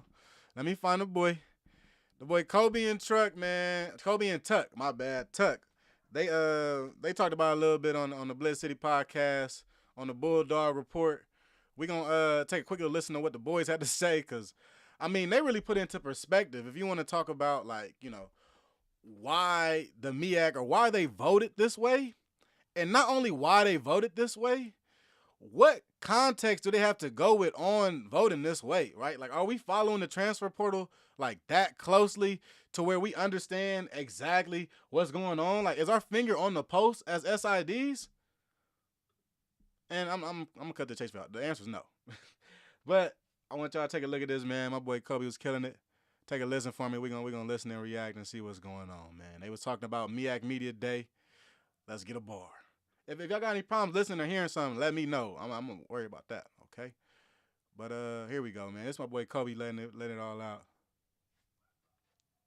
And the dedication, and just, you know what I'm saying, going through the grind with each other, man. So so it made sense for Josh and Jared to be sitting next to Barry when they went to Baltimore, because they have truly put in the work. And yes, we got a lot of transfers, but those two guys right there are the epitome of going 1-0. Now, let me go back a little bit. So, just to kind of continue what we were talking about, to put things into perspective, North Carolina Central led all programs with 8 student athletes named to the preseason MEAC first team list. Mm-hmm. Across offense and defense, Morgan State followed with 6 selections. Norfolk State earned 5 first-team honorees. Mm-hmm. Howard had 4 players recognized in the first team. Delaware State recorded 2. And, of course, we came in last with 1 selection. The 1 selection. But we picked to win the conference. And that's exactly where I was going. So you mean to tell me we are picked to win the conference, right? We picked to win the conference. Yeah. But we got the least amount of all MEAC selections. Yeah. We trash, basically. That's what they say. But we are selected to win the conference, man. You know what I'm saying? Like, I mean, It's just I mean, okay. So I'm gonna be a devil's advocate here. All right. We got a lot of good players coming in. We do. And I think they know that. Mm-hmm. They know that. Meaning the whoever votes for these things. But those players have not done nothing in the MEAC yet. So you think that's why they did it? Yeah. Me personally, I think so. Now here's the thing. I also realized that that was a safe pick also. Right? Just since they won it last year, give it to them this year. Just give it to them this year, right? They just guessing. Put the bullseye on, right? And so, but I can guarantee you this right here, though. Bear would not allow that to be an influence on his team. That I can tell you right there. I can tell you right now that those guys they have been humbled. They have been humbled. Right. So what happened last year is happened last year. That I know for a fact. This is a brand new team, and the MEAC may have given all these guys this and given all these guys that, but it only matters who is standing at the end of the year. Right. And if we can go out there and set the tone for, that first game against Wofford, that's when me and you and everybody else is going to see what kind of team we have. Mm-hmm. Right? A lot of people are begging to see the depth chart and who are these new guys and what they going to do and how they going to look, right? But we're going to see on August 30th if these rankings or if these,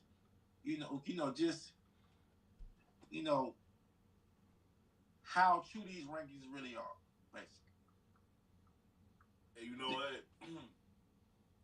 It feels like this whole offseason, especially with the whole media day, it feels like it's just so much unknown that all the voters, everybody who had a say in this was just grasping at something that was familiar to them. It's impossible. If they had a name that was familiar to them, let's pick him. Right. You know what I'm saying? It's kind of because there's so much unknown in the MEAC right now. It's too much, but not just in the MEAC, everywhere. Right. Everywhere. The doggone transfer portal has really polluted the game, man. Who really polluted? I think this is the harshest we've ever seen it. Bro, it's so ugly, bro. Like, I've never seen it, nothing like this ever in my life. Bro, I've been going to South Carolina State football games, man, since I was 2 years old. You know what I'm saying? Mm-hmm. And when I really started following the teams recruiting, you know what I'm saying? I always knew who was coming back next year. Right. Mm-hmm. I always knew. Maybe a guy may have got into some, maybe a guy may have got into some, troubles as far as legal troubles, or maybe, something going on, what I'm saying, with his academics or something like that. But you didn't really see many transfers, right? So you always knew who was coming back next year. So you always knew what kind of team was having next year. Mm-hmm. Now, you don't know who the hell coming back next year. You know what I'm saying? And you don't know who coming. And Facts. You don't know who's going to be there that first game. That's crazy. That FAMU game last year, me and you were standing by each other. Right. There were players who we didn't even know was on the team. Right or wrong? We literally did not. We're going to leave right there. Hold on now. All right. So the boys laid it out right. They laid it out as clear as can be. Right? Said, I see you in here, man. So the voters are SID, Sports Information Directors at each school. But a lot of times, I'm not even gonna lie to you. A lot of times with these awards and with these all conference teams, these sports information directors aren't getting it necessarily right. I really don't feel like that. And in some ways, I feel like I'd love to talk to some more SIDs too, a little more recently. I'd love to know if the SIDs are making a vote on account of the coach, though. Also, maybe it's not just SID voting on behalf of himself and thinking about what will happen during the season. Maybe the SID is also talk to the head football coach and say, well, what do you think? All right. So it's very touchy because it's all preseason and it's like, who cares?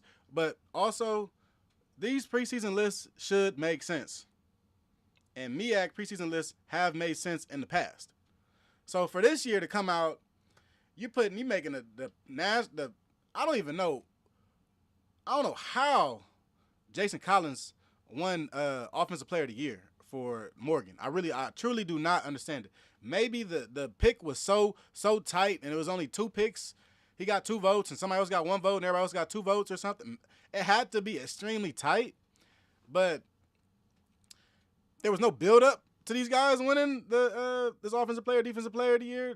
It's kind of really odd. All right, really odd. So you gotta think and believe like maybe there's something else up. Maybe there's a little bit more to this because there's almost no way we should see South Carolina State be able to pick first. No way Howard should be in any picks, any votes at all.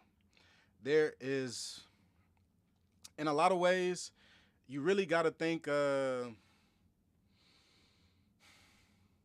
what's going on with the MEAC. I think that's the best way to put it. What is going on with the MEAC for real? Like, where are we at as a conference? So while we here, though, we are going to watch this. I've been trying to watch this for like a week or two. We're going to watch this North Carolina Central. Oh, yeah, we can get back into the CAA, too. So we'll talk about North Carolina Central. They had a little stepbrothers photo, and they talked about it. So it was kind of dope. So shout out to HBCU Game Day for covering this interview right here. They did a really good job talking to the boys. But essentially, though, they finally asked them the question that we always ask of North Carolina Central, right? And that question is, are you guys going to win the big game? Sir, are you guys going to win the big game? It was Howard a year ago. Before that, it was, after that, it was South Carolina State, right? Before Howard, it was Jackson State in the championship.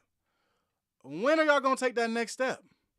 So let's go ahead. Let's hear their answer. Let's hear what they got to talk about, okay? Really cool for me personally. My first ever college football game was the MEAC SWAC Challenge back in 2021. So to come back my senior year and basically kind of end it on that note is awesome. So I'm very excited about that. It's going to be a great game. To put on a show. Yeah, and talking with Coach about it, I ask you guys. It seems like every year you guys get that one. All right, so my boy on the right, Walker Harris, starting quarterback, North Carolina Central right there. The boy on the left, Max Urin, starting linebacker for North Carolina Central. All right, both of these guys have been North Carolina Central for the better part of 4 or 5 years. So, hey, shout out to them. They got their nod. But shout out to my boy SJG, asking the question that we care about, man. Where you kind of, I ask you guys. It seems like every year you guys get that one game where you kind of things just kind of go right. It might just be like usually it's one bad half. Coaches always preach about playing every game to the end. When you think about it, South Carolina State 2022, you guys are able to overcome 2023 Howard, and then last year against South Carolina State again. What have you guys learned from those moments that make you feel like this year won't be a repetition of it? It was preached during the offseason, just how close we were the past 2 years and in 2022. So all of our off-season workouts were targeted to get that extra half, get that extra first down that we needed, just get that extra quarter that we needed. So all offseason has been preached. So going into the season, we know what we have to do. To piggyback off of that, what we talked a lot about is going through the right process. Like, what is your process? What is it that you're doing day in and day out to meet that goal of winning every game and making it to the Celebration Bowl? So it's a process for sure. It's a daily grind. And it's just about being intentional with everything that we're doing. Awesome. And lastly, all right, man, we leave the stepbrothers up here for this. North Carolina Central, right? The big question for this program, right? They've been a very consistent program. They stay very healthy. They've found ways to play in big games. They've also scheduled some really good non-conference games. They have a very strong program, right? The one thing that's missing from Trey Oliver's program that Jackson State has over there at their program is a Celebration Bowl, right? Another thing that that North Carolina Central is missing is that winning the big one, right? Winning your big MEAC championship. When are they going to take that next step, right? Early in the season, like I mentioned in the chat, Crook already talking about it, Central and Southern play each other, if I'm not mistaken. Going to be a great game. A lot of talent on the field.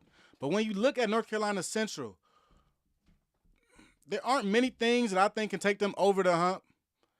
The biggest thing for me in most scenarios and in most situations is going to be the quarterback. That's going to get you over the hump. And a lot of other times, it's going to be your defense. That's what's going to get you over the hump. So, really, when I look at Walker Harris and how he played last year, I didn't think he played well enough for this North Carolina Central team to really go to Celebration Bowl. If you want to keep it a bean, we got to look at players for how they play. And with Central, I feel like if Walker Harris can take that next step this year, all right, it don't got to be a big step, just a step forward this year as a quarterback, and he becomes more of the – because he has a very strong arm. He got a rocket arm, and he has a very quick release. He gets the ball out a lot. They can throw the ball all around the turf if they want to. They have plenty of returners. They've always relied on their strong run game, but I really feel like if Walker Harris can open things up with his arm, Central could be a dangerous team this year. I honestly feel like that. And I think in the latter part of games, what made Davius Richard different than Walker Harris is obviously the ability to run. But secondly, I would say it's his ability to lead in times like that, right? Because not only would Davius Richard run, Davius Richard doesn't mind running people over, right? Davius Richard doesn't mind putting his body in harm's way in a lot of ways just to get that. So I feel like Central has a lot to build on. If you want to talk about a team that's next up, Central has been next up for years. And at this point, it's time to make a statement, right? Because you just saw South Carolina State come into your conference, go 5-0, including whooping your ass. Go 5-0, okay? Go to the Celebration Bowl and get whooped on. Central, you could have did that. So I think this past year was an eye-opener for North Carolina Central. When you talk about where their program is, where they should be, the games they have to win, I think that Central has long had must-win games, right? There was a game last year versus Elon. I thought that was a big game. They lost that game. If you can find the footage of Central and Elon, let me know. But in that game, I think that showed a couple things. In big games, you want to see Central get up for them. It shouldn't be 40-14 in big games. It should be competitive. And for me, Central, I think they just took their foot off the pedal at a couple different times. In that South Carolina State game, that ended up being in a loss. I thought they were just as talented as them. I thought they could win that game the same way South Carolina State could have won that game. But quite frankly, I don't put down Walker Harris. I think Central was outcoached. I think North Carolina Central was outcoached by South Carolina State last year. For facts. A lot of times you see a lot of Central players that were out of position on defense, making some very awkward tackles and things like that. It's because they're out of position. They weren't in the right. That wasn't the right play call. That's why they're just reading and reacting. South Carolina State dictated the offense last year in that game, right? That's a lot of coaching. So as good as Central is and as good a staff they do have, yeah, got to take that next step as a group. Walker Harris got to take next steps. This defense, they need to make some stops in the big games to take that next step. And coaching-wise, I think, honestly, Coach Trey Oliver and that staff has to get better in these games, right? You come to a big game, you have to have the kids prepared for the game, for one, but also you need to put them in position to win consistently, right, making winning plays. So Central is in a very interesting position in the MEAC. They kind of sit in a spot where they're where you want to be, right? They're where you want to be because they still aren't number one, because number one is usually the hunted, right? They're not number one. So there's no time to lose composure or be lackluster. You got to be on all 10 toes. You got to be on your toes, for real. Because now you understand that everybody has picked South Carolina State to beat you, right? So Central, yeah, very interesting. A very, very interesting space for them to be in right now. Let me pause that. But the biggest thing for Central, I would say, is winning those big games. And not just winning the big games, not conference-wise, and conference, which would be the biggest thing for them. So they're looking to make that next big step. We'll also talk about another team that's looking to take another step, man. This team is, let me X this out real quick. This team is Hampton. Take a look at Hampton. Hampton's head coach hopped on a call not too long ago on the CAA media call, and actually the CAA does a weird media day where all of their media days are like done online. NCCU football having to travel. Let's turn all this down. So the whole thing was online, which is cool. We got to hear from the coach, got to hear from the players. There was a little bit of there's like a drop in the call or something for the head coach for a little bit, but he reappears and we'll get all this stuff out now. So let me pull it up for y'all. Don't worry about nothing.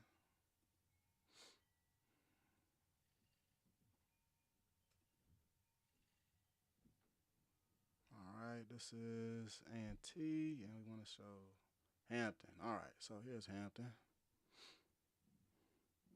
Boom. All right, so around the 13-minute mark, coach joins. Let's throw that around here. All right, let's take a listen at what Coach from Hampton got to say. And again, some of these schedules are scheduled all the way up to game winter condition. When you're trying to build a program, what we're trying to build, you're going to go through difficult times. You're going to go through tough times. But our guys hung together during the season last year, and then you saw what they were doing during winter conditioning, during spring ball, during the summer. This man sitting here is not the head coach, by the way, too. He's just here. I think because the head coach doesn't have a video screen, so that's all he got is this. It's going to be all through the phone with it. We just got to listen. Fighting and staying together. And that's something we're going to push. That's something we're going to talk about all the way up to game one. Let me let Donald get a question in because I know he had a question in for you. Go ahead, Donald. All right. Appreciate it, Rob. Good morning, Coach Boykin. You're scheduled. Yes, sir. You're scheduled this year. No FBS opponents. You've got 5 HBCU opponents, 4 that are out of conference. Is that by, as an HBCU, is that by design? Was that by design to make sure you had more HBCU schools on the schedule?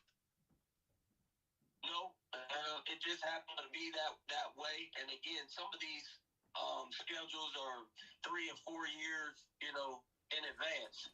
But it didn't happen.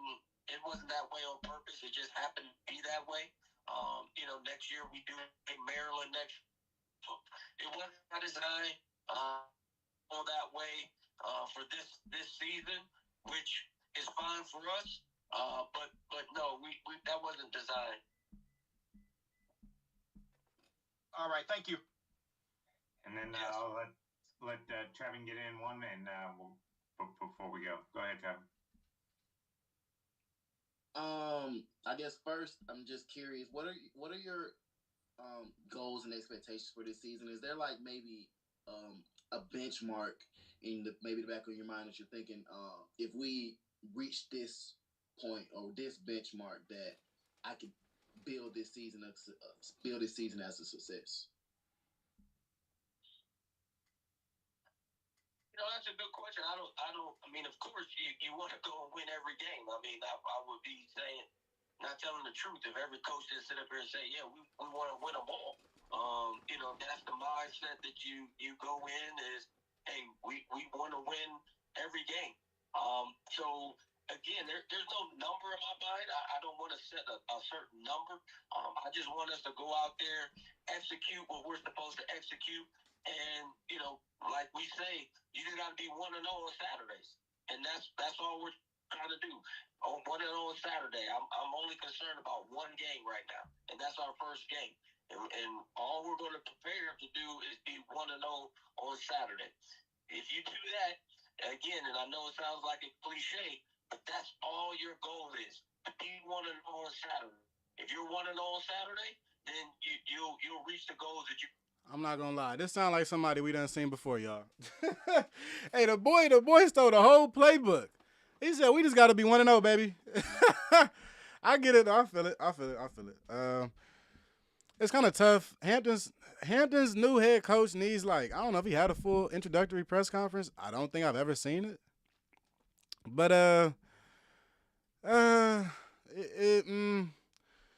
let's say this, man. We're working. Hampton's head coach is working off the back foot. Okay, number one, you're coaching at Hampton. Very limited social media presence in the past 5-6 years. Not very popular around the football circles. And also, social media-wise, you don't see a lot of Hampton fans. You're not going to see a lot of Pirates out there. At least Pirate football fans, okay? Then you switch your coach kind of in the middle of the year. You hire a new coach, right? Not much of a boom, not much noise. And then your coach shows up to media day, and media day is literally only over the phone. It's only virtual. And your head coach isn't even visually available for the media day. Yeah, it was technical difficulties, but brother, make it work. This is it. This is the one time the fans, the conference officials, the country gets to see you, and you're nowhere to be found. So it's kind of silly. We'll listen to the rest of this, and then we'll get on to Hampton. Listen to Shawn Gibbs, what Shawn Gibbs had to say about A&T. So this is Hampton's head coach right here, though. Let's finish listening to what he got to say. Rob, you mind if I get one more in? Yeah, one more, and then we'll wrap it up. Go ahead. I'm just curious. So Snipes talked earlier about the offense hoping to become more dynamic and get more of the passing going. I'm curious of how is the quarterback competition currently. Who are you expecting to take first team reps when fall camp starts? And I guess how are the other position group battles on the offensive side? Well, offensively, our O-line, I'll start there because, again, everything starts and ends with our O-line. We've got a good group of guys playing for us. Again, with our O-line, they're guys that played for us last year. They may not have been starters, but got a lot of playing time last year. We filled those holes with some guys that left. And so, right now we're sitting around 14, 15 O-linemen. And again, so that's where the depth starts right there. Quarterback wise, we have 4 quarterbacks that are in the building, and they've been competing, and they're going to continue to compete all fall camp. And so we've got 4 quarterbacks that I like, and we'll find out what happens at the end of the camp. Wide receiver, that group probably is probably the most advanced group because there's a lot of guys that have playing experience. Some guys that have come in that have playing experience. So I really see that group being a very solid group for us. Guys making plays, blocking, catching, running. And then, with our running back position, with Snipes and Shepard and some guys that are in and some freshmen that are coming in, that group is going to be a competitive group. So at the skill positions, you have a lot of competition at that spot, and you got to see it during this summer workouts, and so I'm excited to get back for fall camp because those 2 positions has a lot of talent, and so I'll be excited to see who starts to rise to the top towards the end of fall camp. Okay. All right. So, Coach said a lot. He broke down the fact that he said it seemed like they're like 3 deep on the O line. He said they got about 14, 15 offensive linemen right now, which means that's a pretty depthy O line. I'm not gonna front. It means a lot of guys are interchangeable. Talk about the quarterbacks. I think their starting quarterback is gonna be Isaiah Freeman, transfer out of Lincoln.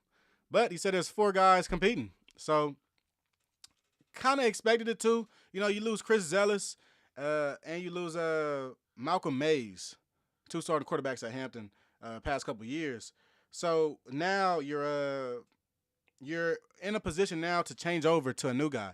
And Division II transfer Isaiah Freeman was the preseason CIAA Player of the Year last year.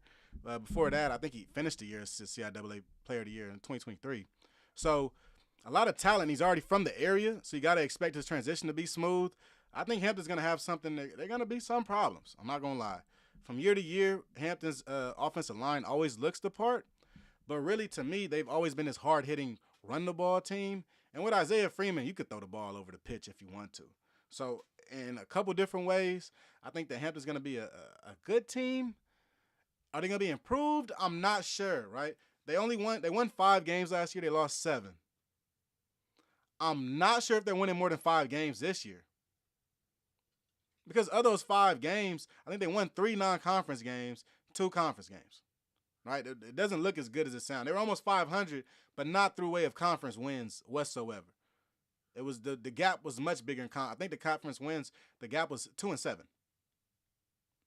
So for Hampton to take that jump, this next coach needs to bring in a lot of talent on the outside. Right? We talked about talent they lost to Norfolk State earlier. I'm looking at the guys that I have just noted, just 5 guys. I'm pretty sure it's more than 5 guys, but you got wide receiver Kamari Gray, offensive lineman Tyler Lindberger, offensive line Guam Price, and defensive back Armand Vinson, along with wide receiver Abe Williams. That's just 5 guys from the National Signing Day that were announced that transferred from Hampton to Norfolk State. So imagine how many other guys made that move, right? So with Hampton right now, retention's always a problem for all these schools. They're leaking all over the place, sure. But how can you bring in more talent? How can you bring in good young talent, high school prospects that can stay with your team for at least a couple years and develop before moving on? Because in this FCS space, in the HBCU space, we got to be real about what's going on. If a player is really good, he's probably going to transfer out. If a player is all conference, he's probably going to transfer out. That's just how things go. And because that is the state of college football today, understand, let's bring in some high school guys that we're going to develop, and we're going to be able to use them to play a lot of snaps in the first 2 years, maybe 3 years. And that's how it goes now. It's very different now. The college football landscape now is very convoluted, and it put a lot of different coaches and teams in some peculiar situations because this is not the way football was like built. When you think about how it was made in the 60s, 70s, 80s, I mean 80s, 90s, this is like opposite of what was going on. So let's next check out we'll check out North Carolina A&T. North Carolina A&T is a very interesting team. They kind of started some little beef with some things that Shawn Gibbs said. And I still can't find the quote that he said, what they said. I don't see it. But Coach Shawn Gibbs came out and said, basically, we did everything we could at HBCUs. So now it's only right that A&T is with the CAA, the Colonial Athletic Association. I don't really see what's wrong with that. I'm not going to front. I don't see what's wrong with that. I thought he was spitting facts. But let's go ahead and take a listen. Let's see what they got to say. So around this 3-minute mark, I think this is a little bit of the players talking. So let's get into it. It's more so those 4 games, like you mentioned. It's more so one play away or one. Oh, well, earlier they were talking about the differences and how the team could win games and how close the games were and stuff like that. So here's some of the players talking about it. It's assignment away, and we know what we have to do to get rid of those things. It's all about certain plays, certain situations, situational football, being smart. And we know that we have to be more disciplined in this prestigious conference.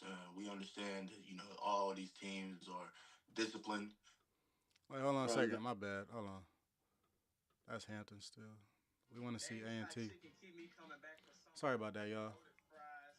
These are pretty guys. I ain't gonna lie. Good morning. All right, here it is. Here's A&T. Sorry about that, guys. I'm great. How are you? Doing good.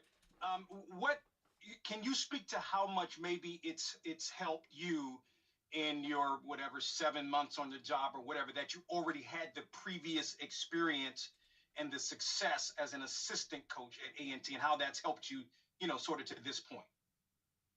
Well, I think that's extremely valuable, coming into a situation where, I didn't have to figure out what works. I've already seen what works. I didn't have to figure out the landscape and figure out who to talk to get certain things done on campus. I'm already familiar with that. So, being here for over a decade previous to my stint now is something that's absolutely invaluable. I understand the culture. I've seen what it takes because, when we first took over, we weren't in a great place, but we were able to build it up. So I've seen that process, and now it's just about applying the things that we've learned throughout that to our team now. What were your overall thoughts on spring football? Well, the number one goal for us was to get out of it healthy. We did that for the most part. We did have, one pretty big injury, but, we're recovering. Okay, so I don't know if anybody in the chat know, but can y'all, what's up with this injury though? I don't know who that was. I'm trying to think of it. Maybe I'm having a brain fart right now. On that, for the most part, we did have, one pretty big injury, but, we're recovering from that now. I think we were able to establish, to work on establishing our culture, and we're building on that now. So the spring was great. What I've been the most pleased with is the summer and the work that these guys have put in this summer. They've been absolutely busting their butts each and every day with Coach Harbor, our strength coach, who I believe is one of the best in the country. And, I'm ready to see all that hard work pay off. Okay. And then, Rob, can I get one question for each of the players also, or do I need to wait for that? All right, we're not going to hear these players cussing with the players. So, interesting there. Said spring went pretty well. They did have one big injury, though. I was not sure who the injury was. I might have to go ask my boy Dave about that one. Let's listen to this whole segment here. We're going to try to – there was a portion in here where the boy was trying to get off too crazy. Let's see if we can find it, man. Let's see if we can find it. So –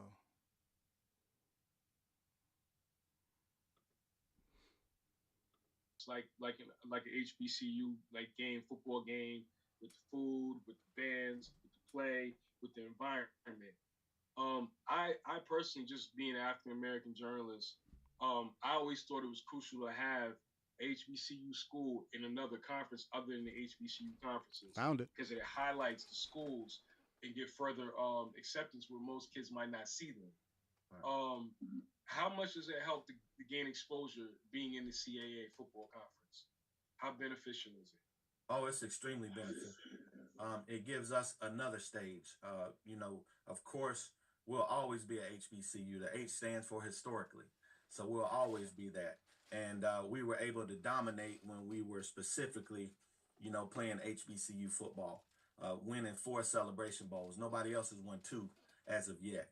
So we've been there and done that. And now it's time to try to take on the challenge of replicating the same thing that we were able to do when we were in the MEAC and a participant in HBCU football, and taking that to the FCS level.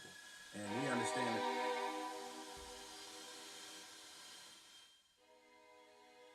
That boy talking big right now. I'm not going to lie. He said, we don't want 4. Y'all barely been to 2. Why he talking so greasy, man? I get it, though. I feel him, though. I'm not going to lie. If we did that, I would do it, too, bro. I'm not going to front. Now it's time to try to take on the challenge of replicating the same thing that we were able to do when we were in the MEAC and a participant in HBCU football, and taking that to the FCS level. And we understand it's going to be a challenge. It's going to take a lot of hard work. It's not going to happen overnight.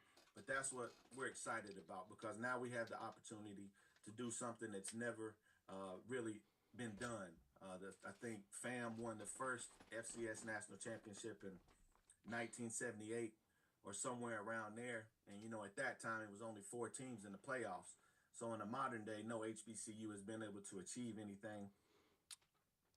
I also felt like that was a slight too. He said, yeah, FAMU, they won the national championship, but it was only at that time, only 4 teams were allowed to go to the playoffs. Like, who cares about them 4 teams? Who asked that? Who asked for that? Who asked you for that, bro? Hey, Gibbs. Watch Gibbs, yo. You got to watch this dude. On that level. And we're not afraid to say that, like everybody else, that's what we're shooting for. If you're not trying to be the best, then why are you doing it? And we feel like being in the CAA, which is one of the top conferences in FCS football, gives us an opportunity to do that. Not only from a competitive level, because we get to play great teams week in and week out, but also from an exposure level, because we get to show ourselves in a region of the country that probably doesn't know much about HBCU football. In the Northeast, there's no schools up there, so it gives us a chance to give people up there a chance to see what our product is. Yeah, thank you, Coach. And you're correct. There is no schools up here, so it's a great thing. I just wanted to say before the next question gets asked, I just wanted to say it's very important, because a lot of kids, when they see you in Hampton coming, they look forward to coming to see those games, and it gives them exposure. Other than when I think Deion Sanders brought it to the forefront, I think it's important to keep that light on it. So with you guys joining CAA, I think that's a great addition. That's all I wanted to say.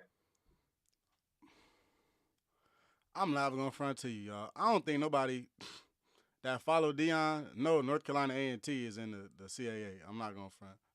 I don't think nobody really following that closely.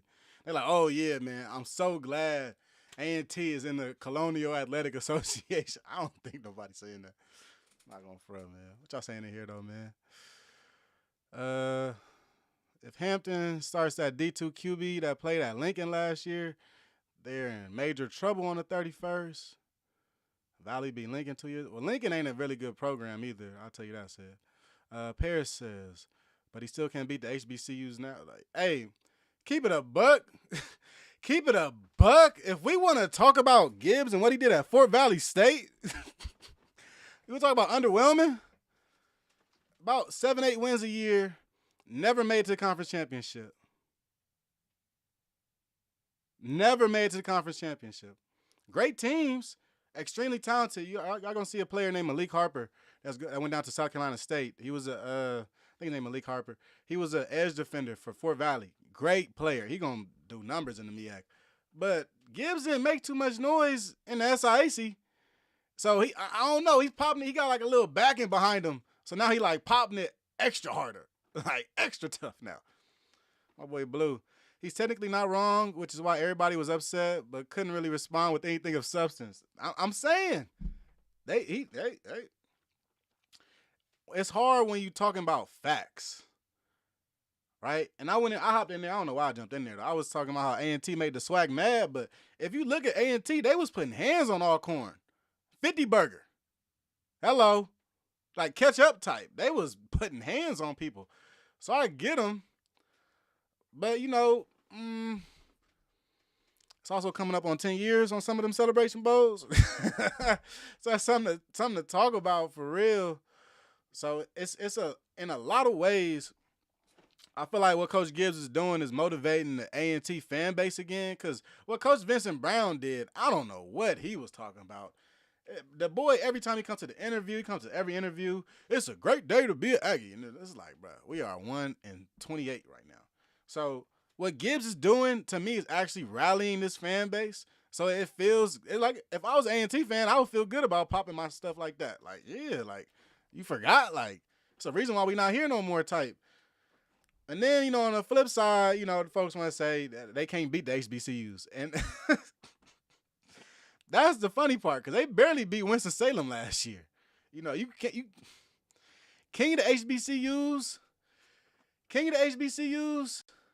and playing tough with D2 teams is like two different eras. You feel me? Like, that wasn't you back then, though. You know what I mean? But it was the same school, though. But it, like, would y'all want to play Alcorn today? Probably not. You know, I don't think A&T want to play any D1 teams. Keep it a bean. Talking about, yeah, exactly. Yeah, he was on those Stabs Blue. he, you know, it was well thought out before he came on here and said that. I'll say that's a fact. It was well thought out. And it's, I mean, Gibbs, he's a decent interview too. You know, Gibbs, TC Taylor, Barry, the new guys, Vic Jack. There's a couple guys in HBCU football that are good interviews. And Gibbs is actually a good interview. He gonna pop it. Teddy Keaton, another good interview. But let's watch the rest. Let's see if he pops it anymore. But I definitely feel like FAMU took a straight right there, though. I can't front with you. I agree. Thank you. Thank you. Next question from Antonio. Go ahead, Antonio. Hi, I have a question for Coach. Hope you all are doing well. So you spoke about not focusing on the outcomes per se. So when you're going up against a team like Tennessee State that is coming off of a winning season, what do you choose to focus on when you're approaching a team that has like that natural winning mentality? Well, you know, of course, we're going to do our best and do our due diligence in scouting these guys and making sure our players understand what they're trying to do offensively and defensively as much as we can, as well as in a kicking game. But our focus each and every week is going to be on North Carolina A&T. That's the team that matters to us. We got to make sure that we're going out and we're playing our brand of football and we're not beating ourselves. So, you know, that's what I mean when I'm saying, you know, don't focus on the outcome. Let's focus on what we can control. We can't control Tennessee State, but we can control our effort. We can control our attitude.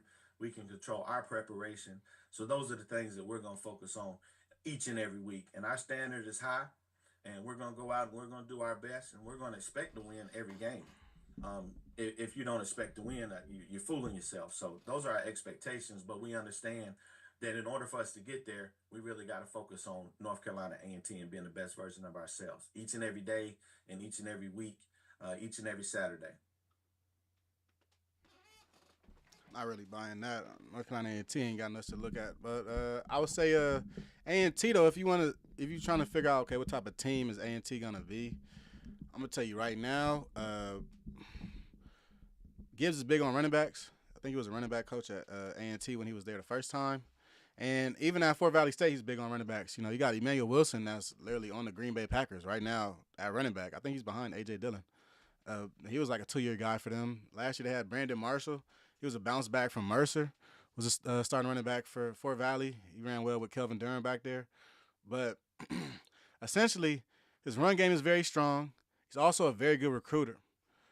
He recruits out of Florida. He got a lot of guys out of Florida when he was at Fort Valley, and that's being in Georgia. So you got to be a little different going from North Carolina. But he has strong pipelines to a couple different states. And then you also want to talk about a Fort Valley team. Fort Valley used to hit hard. You know, they couldn't get over the hump, and they couldn't beat Albany. That was a damn shame. But they hit hard. They come a lot of aggressiveness. You want to talk about some of the best athletes. That was Fort Valley State. So I'm going to take an eye. I'm going to keep an eye out on them. You know, the thing with A&T is, like, they've been so bad. It's almost like, what are we watching for? Are we watching for them to win 2 games? Or are we, like, watching for a competitive football game? Because I haven't seen A&T play a competitive football game in some time. Like, it's not like, I mean, even these games we're watching, right? They might lose by a couple points or something, but the offense is putting up like 115 offensive yards. The defense is giving up 300 and 200 yards on the ground. It's really like, what are we watching? Like, y'all are holding on for dear life every game. So this year, you know, I want to be able to see a competitive A&T team. You know what? Y'all done won 1 game last year. You won 0 games before that. This year, I want A&T to win 2 games. Y'all win 2 games, I'm going to still talk some shit. But just win 2 games. How about that? That would do a lot, you know? And maybe one of those games is G-Ho. You know, something to think about.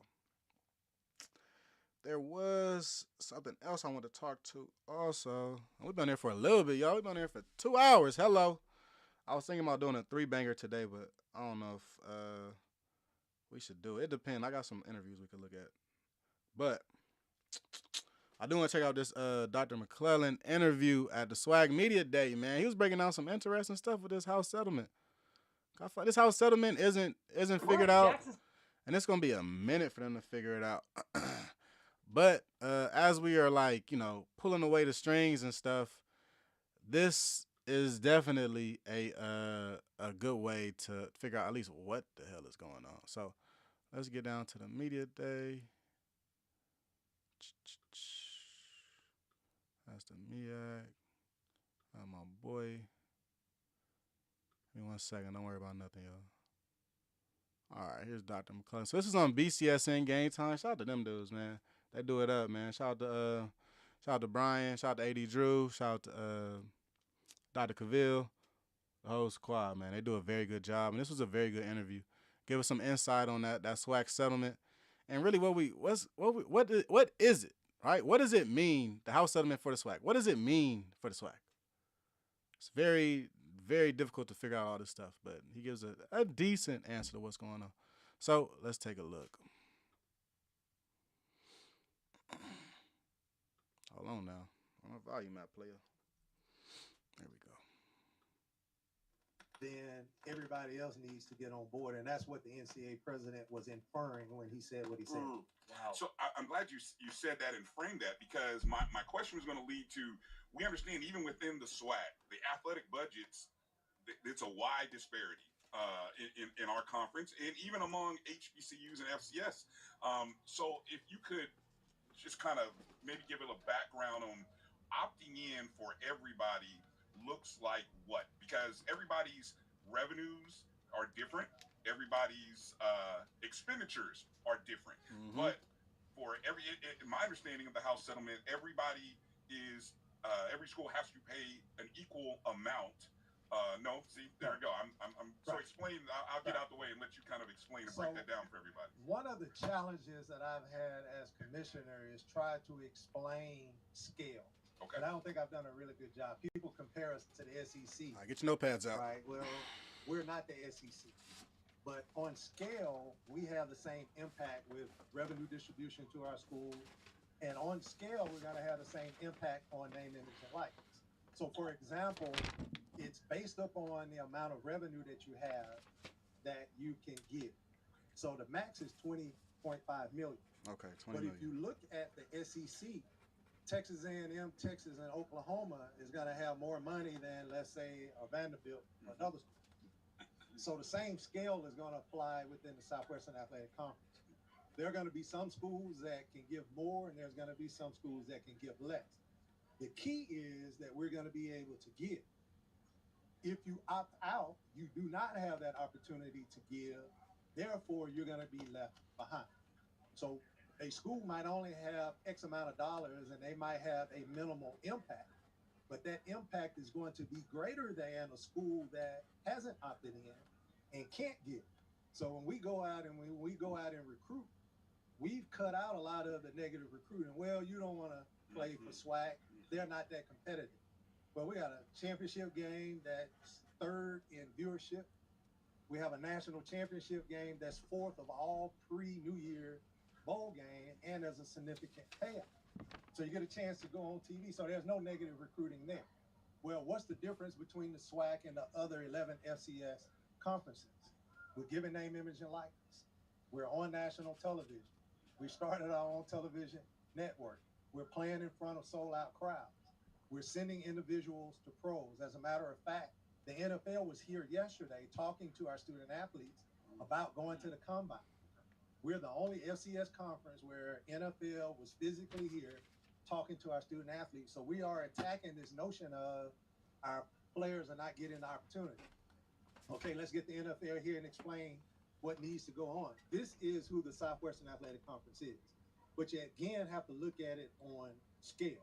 So what's a $100,000 payout in the SWAC is probably the same as a $10 million payout in the SEC when you start looking at scale. And the last piece of that is we did not put any caps.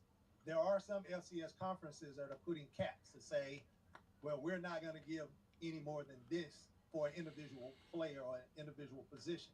What we're saying is we want the market to naturally dictate what the cap is. We want the market to naturally dictate how much a quarterback is worth in the SWAC, how much an offensive tackle is worth in the SWAC, how much a point guard is worth in the SWAC, and then let the market determine that. And then with all of the initiatives that we have, one of the things that we're talking about in our 3-year strategic plan is creating and pulling some of these dollars from these new initiatives to distribute back to our schools specifically for name, image, and likeness to try to even the playing field. Okay, thank you.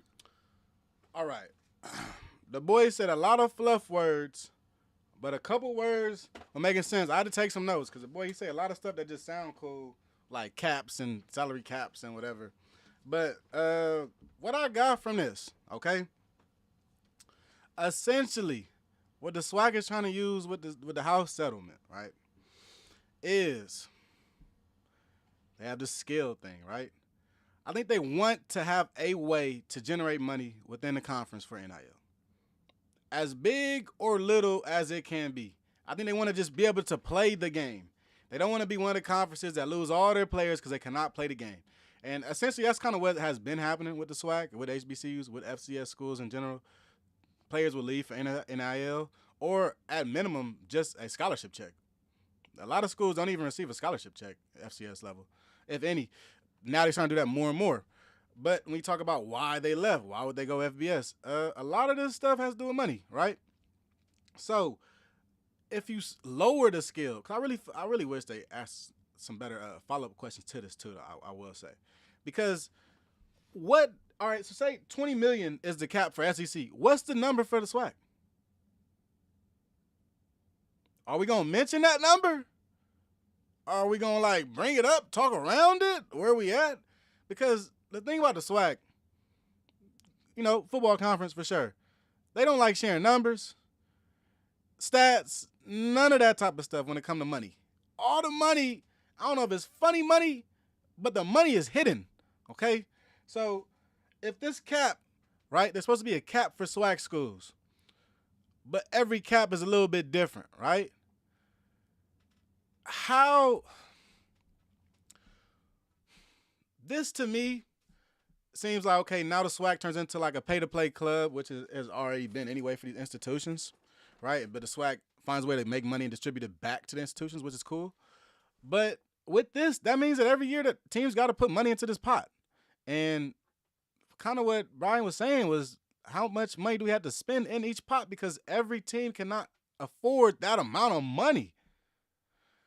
So in the future, does this mean that certain institutions have to leave because they aren't putting in that amount of money into this pot, right? I think you leave a lot to be questioned when you don't necessarily put a lot of numbers on what you're saying and kind of leave it to hypothetical.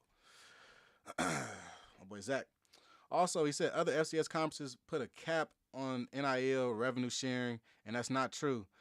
There are scholarship caps, but not NIL caps. That's an important distinction he messed up. Yeah, I don't know if the boy has to do a State of the Union blue or if there needs to be an info packet that comes out that's basically, this is, if your school, if your athletic budget is $1 million, Mississippi Valley, you have to submit this amount of money. If your athletic budget is $2.3 million, Alabama State, you have to submit this amount of money.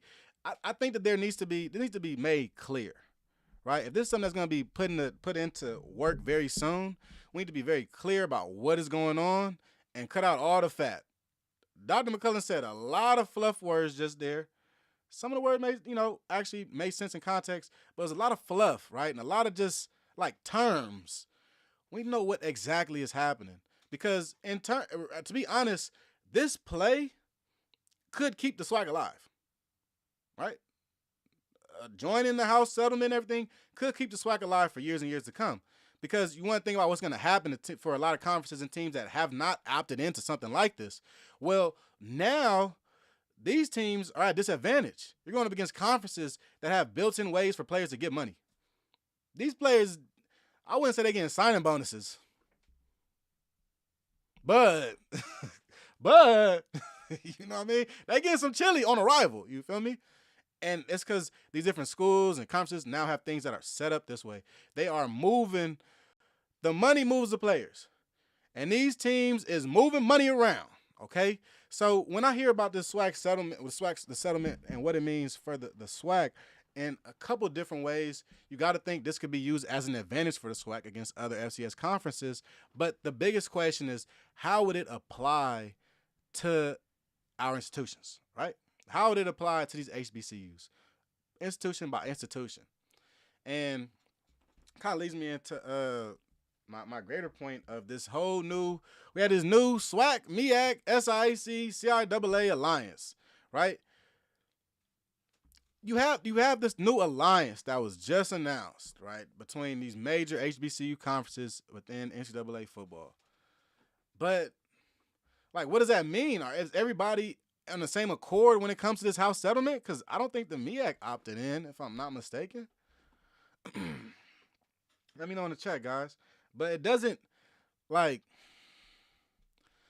the SWAC seems to be one of the more unique HBCU conferences, and it makes a little bit less sense for me for them to assimilate with the other HBCU conferences. Whereas the SWAC is returning money from revenue, from TV revenue to the programs, institutions. SIAC ain't doing that. CIAA ain't doing that. And I don't think the MEAC doing that either. So, also, the SWAC opts in completely, opts in all 12 institutions to the house settlement. I don't think the MEAC opted in, and I don't think D2 programs can even opt in. So, really, when I look at the SWAC, I think about their business moves and what's going on now. This is definitely a move for survival. And if you talk about, like, moving in the future and how you think the SWAC will be in, maybe 3 years from now, 4 or 5 years from now. But, okay, it's teams in the MEAC that will not opt in. Yeah, so it really feels to me like the SWAC is making some moves ahead of their partners. That's what you want to call the other HBCU conferences. But I think this needs to be a little more clear and a little more made plain when you talk about how much money each institution is giving to this. Because I think we're all, as a public, we're not all sure how this really works. I really feel like there's a lot of big questions about it and how it'll be implemented. And to me, my biggest question is, how much money does each school have to put in? And also, if, say, a school doesn't put in, what happens? I mean, because for the longest, you talk about, like, Mississippi Valley's, UAPBs, the SWAC has just carried these teams, right? Like, Mississippi Valley having, like, a $1 million athletic budget for, like, I don't know how many teams. You got, like, 13 boys teams, 13 girls teams, 26 teams, right? You got $1 million budget. So all institutions within the SWAC are not made to be the same, which is just fine. But also, if we all had to put in an amount of money based on this cap that you say, at what point do we put our foot down if teams can't do this? Very big questions to be asked. Could lead to a realignment. Could lead to shifts within this conference. But I think at the end of the day, it feels like the right move, but I can't confidently say that this was the best move for the SWAC because, quite frankly, I don't even know what it entails. I hope that other presidents of institutions were definitely in tune with what's going on and understand how it could help their institution. But I mean, if we're talking about like black and white, it doesn't make sense to me right now. I'm not going to front to you. So let's take a look at HBC. Let's call it, was it Alliance, maybe? I know everybody made it except the HBCU conference in the NAIA, which was kind of like, dang. All right, HBCU athletic conferences unite for historic partnership. All right. Washington, D.C. In a groundbreaking moment for collegiate sports, the 4 NCAA athletic conferences comprised primarily of HBCUs have formed a united front to protect and elevate the future of black college athletics. Why is this a hyperlink? Can we click this? All right. On HBCU Game Day, by the way. Shout out to HBCU Game Day. All right. So it's 4 conferences, 1 voice. Collectively, these commissioners oversee dozens of institutions steeped in tradition and athletic excellence. Now they aim to provide a unified voice for all HBCU athletic programs, a move and HBCU community say is long overdue. Yeah, now I've seen some of the homeboys try to break this down. And this is also a lot of nothing. There's a lot of fluff involved in here. Student athlete leadership and development, cultural heritage, competitive excellence. Like, look, all right, look. So say you got competitive excellence right here. Their competitive excellence is strengthening athletic programs to compete regionally and nationally. All right, if they said competitive excellence, we have now started a competitive basketball series with the CAA and with the Southland Conference. We have now started a competitive alliance with Southland Football Conference and the SWAC Football Conference. These are things that I would get up for and say, damn, all right, take my money. I like this. But when you just come out and say some vague, strengthening athletic programs to compete regionally and nationally, I mean, you could argue that certain teams can already. So what do they need this for? North Carolina Central can compete. What do they need this for? Jackson State can compete. What do they need this for? What is competitive excellence?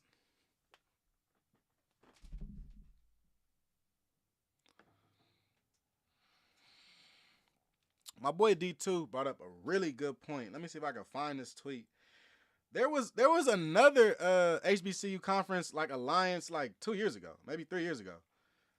Nothing really came from it, but it literally was like basically the same thing. Let's see if we can find it though.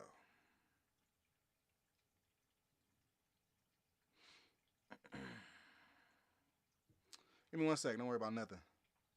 All right, here we go. I'm going to send a link to my computer. We're going to take a look at this. Because SIAC just put out, all right, so y'all saw this, right? This came out July 31st, 2025. I'm going to post a link in here.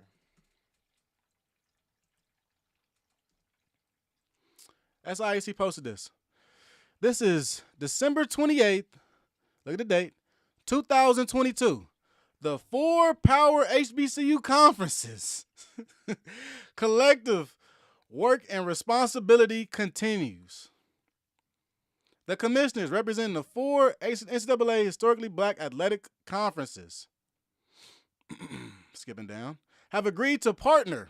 Oh yeah, partner. Have agreed to partner in more collaborative ways to strengthen the value of our HBCU conferences and to protect and amplify the HBCU brand. This was in 2022. What has happened differently since 2022, y'all?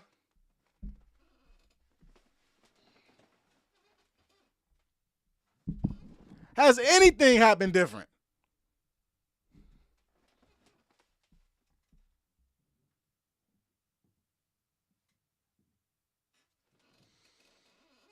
All right, so what the fuck are we talking about then? If we already tried doing this, and it was silent, all quiet on the Western Front, we gonna double back 3 years later. And I think they gave it a name this time. Hold on, I think it got a name, right? Is it a name? Nah, they got a logo this time. This time we got a logo. Only difference. So let's be for real. If we gonna do this, let's at least get some better games out of this. If we're gonna do this, let's start some conference affiliations with non-HBCU conferences. How about that? Would that really hurt us? Some type of relationship with the Big South OVC? Huh? MEAC, would that hurt us? Would that hurt for the SWAC? I feel like this stuff is like right in front of them, but they're deciding to say no. Like it's like when you try to feed a young child and they like don't want to eat. It's like, well, you gotta eat. What else you gonna do? Let's get to the competitive sports part of this, right? HBCU 4, HBC 4s, or I don't know what HBC 4s, right? 4Us. Let's make this make sense. Because even when you go through the whole thing, you can go through this whole article, man. Shout out to HBCU Game Day. They did the due diligence. It ain't on them. It's on the conference for putting together something with no action steps. But they put together this whole article. Seemingly about things that we don't think are going to happen. We do not believe you. Sorry, guy. We do not believe you. Like, there's no reason to believe this article and believe that these conferences are going to come together and make anything happen. It's just more like a headline, if anything. I don't think a single commissioner since then has come out and done a press conference about this. Like, all right, look, take for instance, let's what if we see this sometimes. What if the ACC and the SEC come together, right, for some type of collaboration? MEAC Mike, what's the deal? We would hear about it, and we would hear action steps on what's going on. Okay? But what we usually see when different Power Forward conferences come together, we see more malicious intent than anything, right? There used to be, if you guys don't remember, let's find it right here. There used to be a Pac-12 and Big Ten alliance, right? There was this whole thing, the Alliance Explained, 2022. Yep, ESPN got it right here. There used to be this whole alliance that was put together, right, between some Power 4 schools. And you'd put together your alliance in order to protect your entity, which is your institutions, by protecting games and scheduling and all those different types of things, right? On August 24, commissioners of the ACC and Big Ten and Pac-12 held a joint video conference to announce their alliance. Okay, this kind of reminds me similar to what we see with this HBCU 4Us, right? We're coming together to protect ourselves in the long run. In this case, these three conferences, the ACC, the Big Ten, and the Pac-12, were coming together to protect themselves from the incredible monster that is the SEC, right? SEC just got one of the biggest media deals ever for college football. So these three conferences came together and said, look, we got to protect ourselves, right? We're going to work together to ensure that these conferences are around for the next 100 years. Well, work together, huh? You know what happened the next 2 years in this alliance? This is the alliance right here. ACC, Big Ten, and the Pac-12 alliance. Well, the ACC took Stanford and Cal off the back. The Big Ten took USC, UCLA, Oregon, and Washington. They took 6 schools from the Pac-12 and just left the Pac-12 to die. There's nothing else other than that. They just left them to die. They said, okay, this is a good idea. Great. Be gone. Go deal with Apple TV. You got 2 teams. Goodbye. So, when I think about alliances in college football and collegiate sports, I've seen positive alliances in non-football playing sports. I've seen, SEC, ACC challenge in basketball. I've seen these type of things, right? I've seen, Pac-12, Big 12 challenge in basketball. I've seen these games. That's about as collaboratively as I've seen these conferences ever get. When it comes to making money and staying alive, it's every conference for themselves, right? So I say that to say this. HBC 4Us, right? Let's pull that back up. HBC 4Us. Well, you got a conference in there inside the HBC 4Us, right? That's hungry. Very hungry. In the past couple of years, they've lost North Carolina A&T. They lost Florida A&M. They've lost Bethune-Cookman. It's the MEAC. And there has long been rumors that the MEAC wants Clark Atlanta, Morehouse, Tuskegee, right? Possibly. So, in my world where these alliances create conferences that eat other conferences, I'm assuming these conferences are coming together to eat the smaller conferences, to be honest. I'm not thinking that this is going to lead to more SWAC and MEAC games. Sorry. I think they're still going to play D2s in the preseason. I don't think anything changes. But I feel like now MEAC schools will look to attract SIAC and CIAA schools even more aggressively than ever. You want to keep them closer, right? You want to figure out the inner workings of this conference, right, before you decide to poach teams. Isn't that what the Pac-12 and ACC and the Big Ten did? Before they poached teams, they got closer. Then they poached the teams. Let's find the inner workings of what's going on, right? How these institutions are actually doing. How your conference works. How you're making this work for you. Because of all the conferences in the HBC 4Us, the MEAC is the one that needs teams.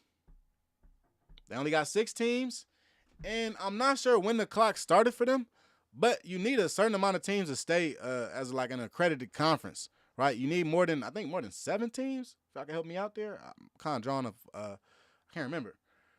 But 6 teams, you can only have 6 teams for like 3 years. I think they're coming up on year 2 or 3 of this like whole 6-year thing, 6-team thing. I think you need more than 6 football playing schools, right? And the MEAC has, I think, 8 schools, including UMass and Coppin. But UMass and Coppin do not play football. So, to me, this looks like the big eating the little, okay?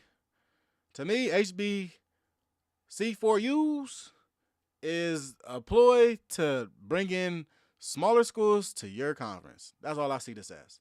Because like I just showed y'all, bring it up again. Like I just showed y'all. That's YouTube. Hold on. That's YouTube. As I just showed y'all, though, they tried one of these alliances in 2022. The almost literally the exact same alliance in 2022. There's no difference. It's the same teams. So what do I expect different now? Nothing. But I do expect teams to be poached from this. I think this is just going to be used as a deal to poach teams. I think nothing more than that. Like I just said, here you go, 12/28/2022, right? Yep. The 4 power HBCU conferences, right? Very interesting stuff. Uh-oh. I thought we might be able to get there, but we getting close, y'all. We about to get to a 3-banger. 2 hours is almost up, baby. We about to get to a 3-banger. Hold on, man. I got a little bit of my soundboard on here. Next time I hop on, y'all, don't worry about nothing. We doing the whole soundboard. You feel what I'm saying? Let's do it. Yeah. So, from here, what else we want to talk about? Been kicking it for a minute, man. Everybody been kicking it with me for this long. We on here almost 3 hours now. Anybody that been on here with me for this long, shout out to you. Facts. I got more content, though. I'm trying to tell you. So, we was talking about retention earlier, and I think I did mention this case of retention with Jackson State. But we could end it on this talk about with Jackson State though. Coach T.C. Taylor hopped on the mic and was breaking down how it is really retention wise. How does he keep players at Jackson State? I mean, I think the all HBCU spectrum would like to know that. So we'll go to this real quickly. Shout out to KC 1400 and all that they do. But here we go. Talk about retention. Started around here. All right. So let's hear Coach T.C. Taylor talk about retention, how to keep players out of school. Let's do it. Those guys, and I tell them, when they BS, and I be straight up with them. I told them I'll never lie to you. If you're not doing something well, whether that's in life or on the football field, I'm gonna let you know. Mm-hmm. And that's just how I tap in with them, and that's why we have those relationships with these players here. Yes, sir. Coach, I want to expand on one word. I'm gonna get your thoughts on what you think when I say this word, retention. I think that's something that, as we dissect your program and the success you've had over the first couple of years, the cool thing about the 12 picks is that all of them were signed to the NIL collective. And then the other thing too is, so what that meant is these are the top tier players in the conference. Exactly. They stayed at Jackson State after winning. They didn't jump ship. But you also were able to retain coaches. We saw some different titles. We saw some promotions. We saw some different unique things. We lost a couple coaches. Of course, they elevated. Absolutely. Well deserved. Yes, sir. So I wanted to get your thoughts on just your perspective of your program and some of the, the method, your methodology in maintaining a great staff as well as keeping these top-tier players at Jackson State when the transfer portal and all the poaching that's going on in college athletics now. Kind of speak to your thoughts on what you're doing at Jackson State. And retention is everything when you're building a dynasty. Oh, yeah. I like it. That means that there are more championships to come. That's right. When you're trying to build a dynasty, retention is everything. I just hit on a few names. You know, the season that Jonas Fortillion had. Yes, sir. Never would have thought he'd be putting on a JSU jersey this fall. You know, shout outs to KC 1400. Shout out to the fans that supported, man. Yeah. Yes, right. Hey, support. We need that. But, you know, who else? Jeremiah Williams. Yes. I'm talking about one of the top D linemen in the country. You know, and I talk to these guys about this. It's the way that college football is, you know, the landscape we're talking about right now. It's not many legacy guys. Yes. Jeremiah Williams, I'm so blessed to have him in our program because he started at Jackson State. Here he is finna finish up his senior year at Jackson State. Almost unheard of. Same with Jones Fortillion. He has 2 more years, but he's still here. Yes, you know, Jacoby Morgan, I call him a legacy guy. He did start out at Syracuse, but I recruited him. Yeah. He's been here with us for 3 years. Third year. Yes. You get what I'm saying? Yeah. So retention is everything when you're trying to establish a championship culture. Absolutely. It also ties in big time with the coaching staff. You know, if you think back to 23 to this point, how many coaches I've had in here. I had some great coaches. I can think back to J.O. Man, you got Bradley. Those guys I played in the Celebration Bowl with at Central. You know what I mean? And, you know, they went on and moved on to Southampton and other places. Then we got those 2 juggernauts in here last year, Chris Orr, you know, Khalid James. You know, they was an intricate part of us, you know, winning the Celebration Bowl. But I was also able to replace the Khalid James with Coach Aaron Jackson that was already in the building. Yes, sir. And learned under Khalid, you know, that was gold. He already understands our culture. Jeremiah and the rest of that elite D-line group believes in him. Yes, sir. You know, so those things play a big role. Justin Sanders comes from the University of Charlotte, taking over the linebacker, but he's right there from Pearl. Yes, sir. He's right there from Pearl. Welcome back He home. knows TC Taylor. He knows JSU. You get what I'm saying? Right. So all those things play a big role in it. But retention is everything when you're trying to establish a culture because the rosters are changing year in year. Now, let's say day in day out. Until you keep the spot football, but the first game rosters are changing. You guys know that y'all around. You know the rosters are changing. Yeah, it is. So you're just trying to kick these guys to training camp, really to August. You know what I'm saying? Not August, but you know that first game. But you know when you're able to obtain coaches and get good ones in Manny Ramirez, come on, man. O-line coaches, You HBCU football. know, hey, I'm gonna tell you, that's one room I go by every day. All right, coach. Everything good. That's right. Absolutely. You know, but these guys are. All right, let's get into it. So, MEAC Mike, what's the deal? Doc, what's the deal? Jeffrey Carroll, what's the deal? So, yeah, we're talking about retention, man. You talk about Jackson State retention. Coach TC Taylor broke it down very elegantly, man, eloquently, I would say, because when you look at Jackson State, right, you wonder, okay, well, how is Jackson State so much better than everybody else? How do they keep doing this? Number 1 is retention. Sure, good. Number 2, though, right? He found his quarterback. Okay, there was some questions about Jacoby Morgan last year, and he was pushed by the backups and stuff like that. Sure, but he found his quarterback. You know, I keep saying this: when a new coach comes into a team, you gotta find your QB.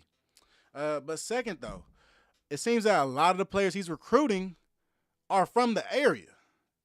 Right? This is something that I found out here in Los Angeles that happens a lot. Right? You want to talk about USC and why they've been good historically?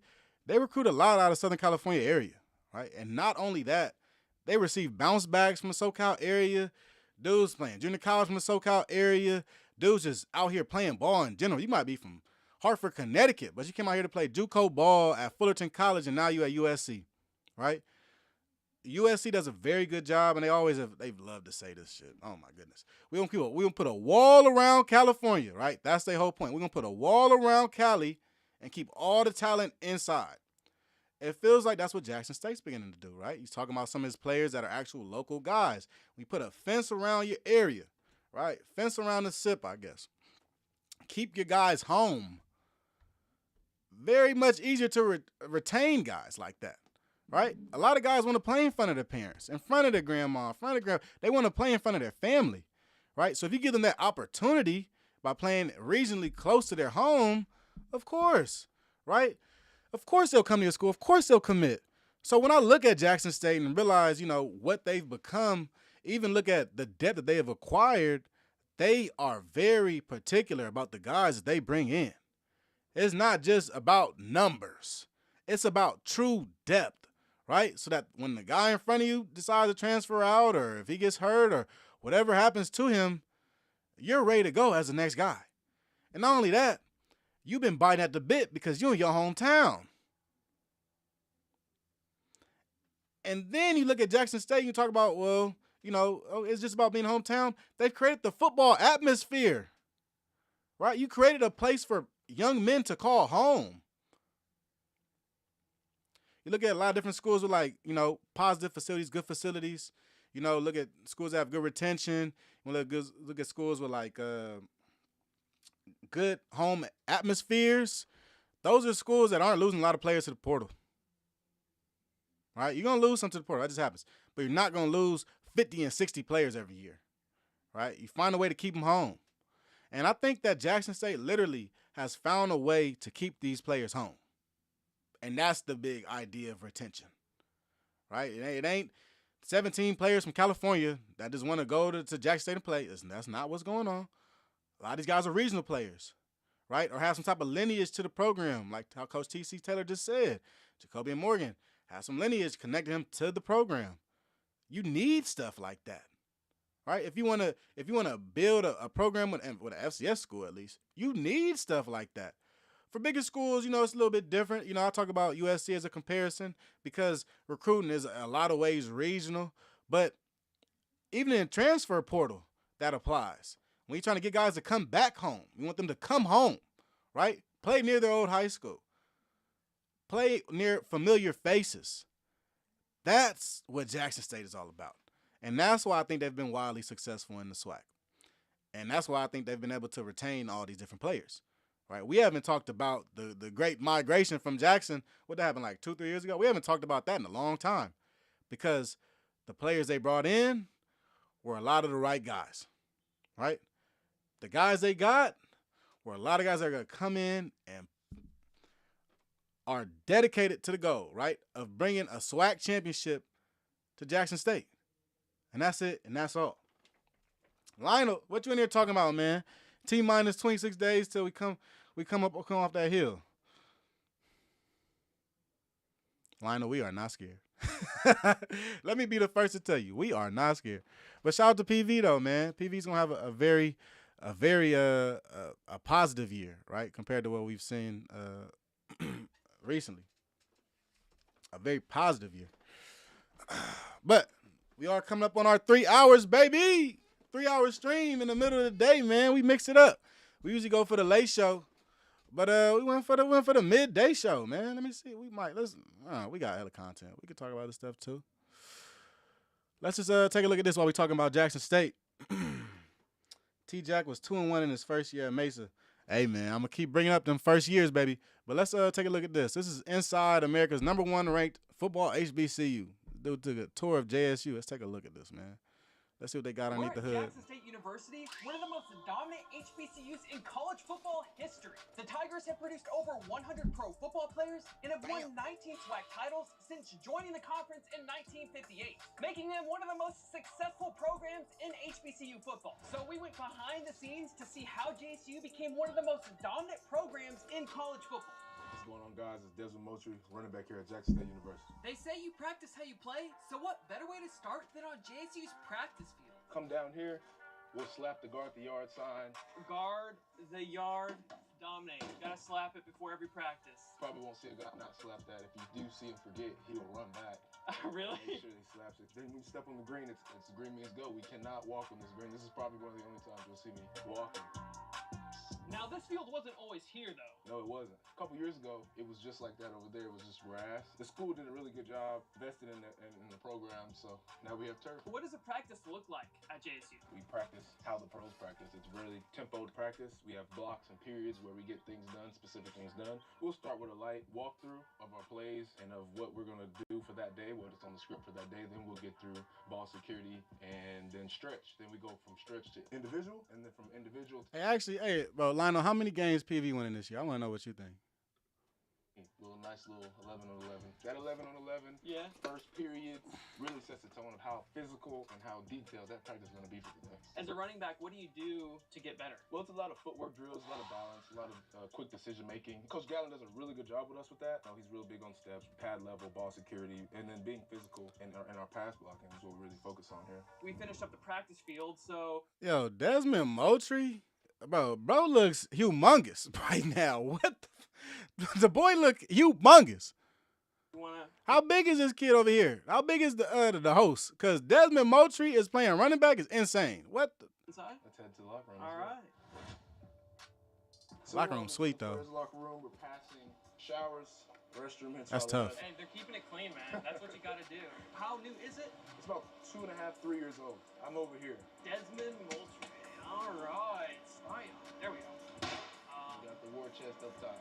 And you got some security here, you know, everybody has a code for their personal items. That's tough. And this is your playbook? Playbook, special team playbook, and team playbook. Would you like to see where we hang out whenever we're in the locker room? This is where all the players hang out, play pool, play ping pong. We have Xbox over there, watch TV. Oh, this is where they bring the rappers. Ping pong's my go-to. I'm really not that good at pool. Yeah, the rappers be pulling up over here. Right now, I think I'm probably top 4 on the leaderboard right now. I won't say I'm one. I'll leave that to my guy DQ. Shout out DQ.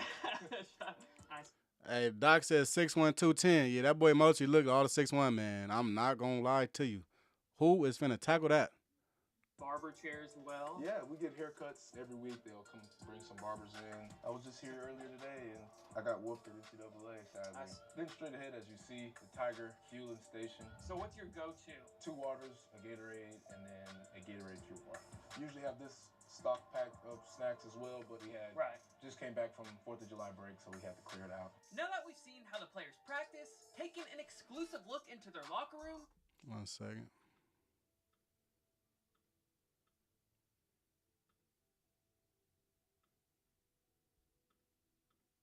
Even met their team pets. Oh, there's a little baby one. Yeah. Hi, little turtles. We went to check out their training room to see how they take care of their body. My bad, it froze on me, y'all. Don't worry about nothing. Watch the...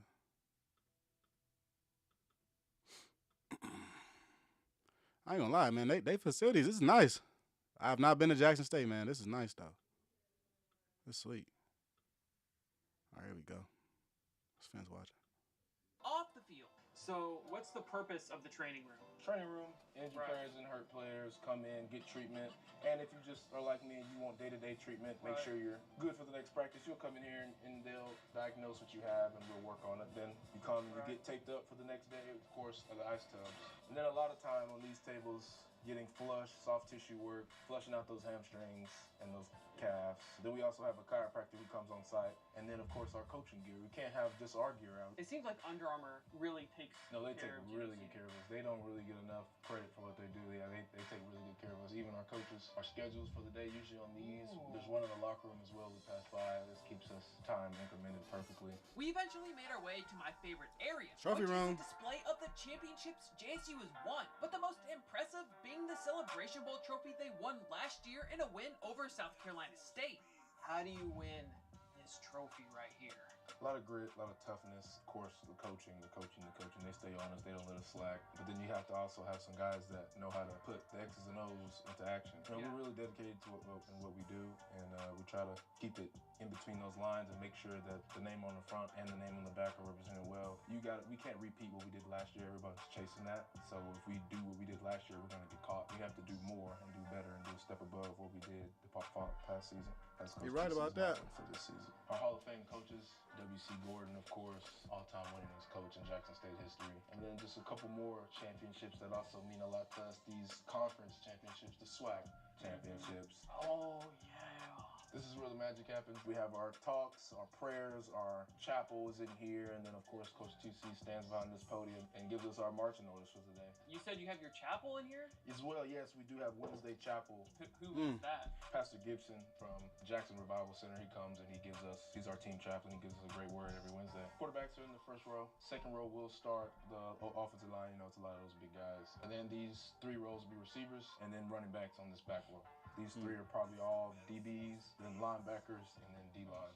JSU has so much to offer, not just in football, but to the entire school. Because we gotta check out their on-campus weight room and basketball courts, all in the Walter Payton Rec Center, named after JSU legend and one of the best RBs to play in the NFL. Now, you filmed some podcasts in here, right? Yeah, I have. I filmed the podcast on the back court. Watch Desmond's podcast, guys. Welcome in. It is so clean in here. Yeah. We know we're very fortunate for the things that we get, trying to take care of them to the best of our ability. What is a JSU? That's that new weight room they got. Man, it's very intense. It's really loud. Speakers in every corner of the room will be blasting. Healthy competition is always necessary. We don't do easy things because we know the road we're fighting for is not going to be easy. So there's a lot of difficult movements, but then, you get better at them and it become easier. JSU's strength and conditioning program has produced players with elite speed and strength. And for some reason, I wanted to see how my strength stacked up. And I'll let the results speak for themselves. Workout at JSU. Let's see if I got it. 135 warming up, and then we'll do 225 for as many reps as possible.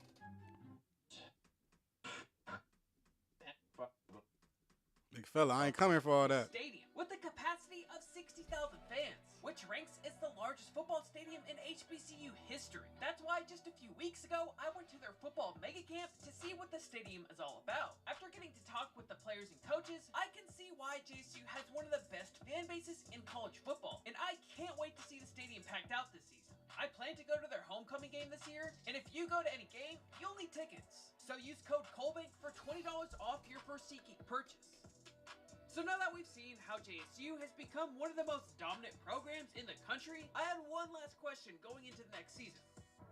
How are you guys preparing for next season? We're just making sure what we did last year is overshadowed by what we do this year. But we make sure everything we do between these lines is, full speed, 100% effort. We, represent the block that's on our chest. JSU is going to dominate next season. Go Tigers. Go Tigers.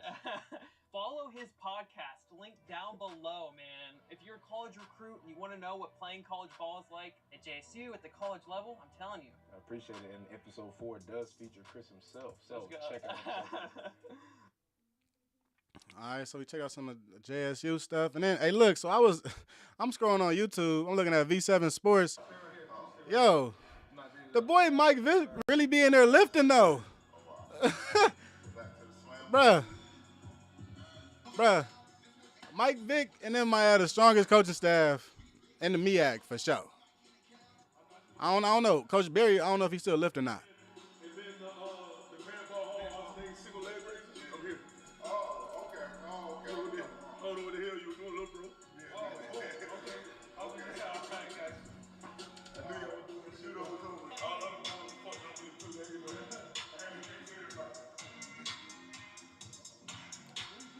Bro, they going through a whole football workout. Like, I feel like they do their workout and see what works and what don't work. Then they send the boys through their workout. This is Mike Vick right here.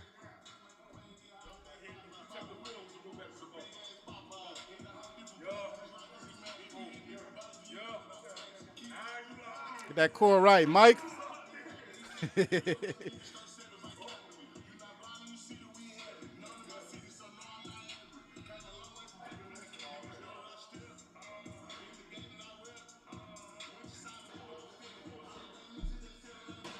They playing that shit right there.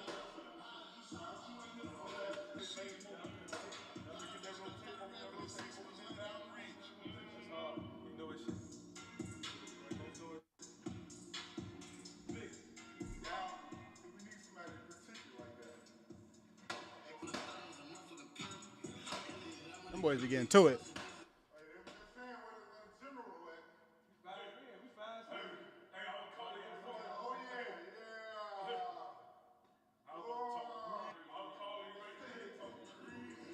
Boy, came through with the fist.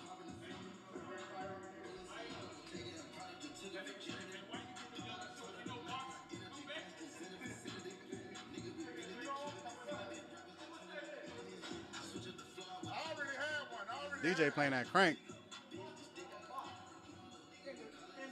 I call it the Marcus Ball. Just for me. Just for you. Okay. Yes. Thanks, Ray. That boy look good in that Norfolk, boy. Behold. Hey, all season we watching Mike Vick content. I do not care. This is legendary. It's really Mike Vick at Norfolk.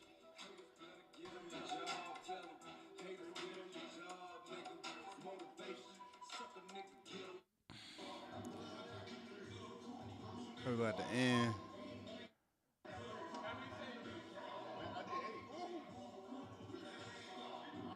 All right, here we go. It's about to come up. They start doing some pull-ups. I'm like, damn. They don't gotta do none of this either, man. I'm not gonna. If I was on the coaching staff, I would not be in there lifting. What I look like lifting with some NFL vests, sir. Sir.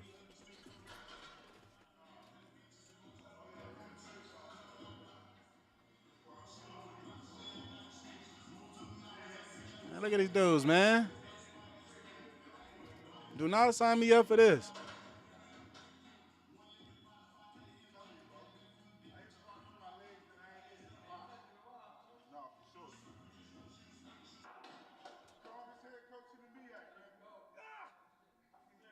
You heard that, right? Hold on. Listen tight. Listen closely.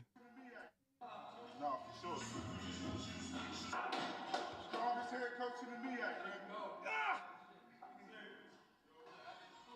They don't need them hands, Mike Vick. That boy ain't playing, man.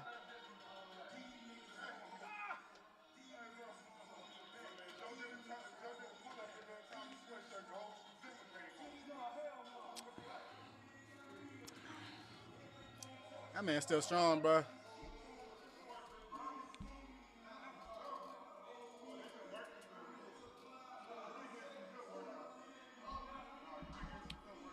They got hella BTS footage on there too, man. Go to V7 Sports, everything Norfolk.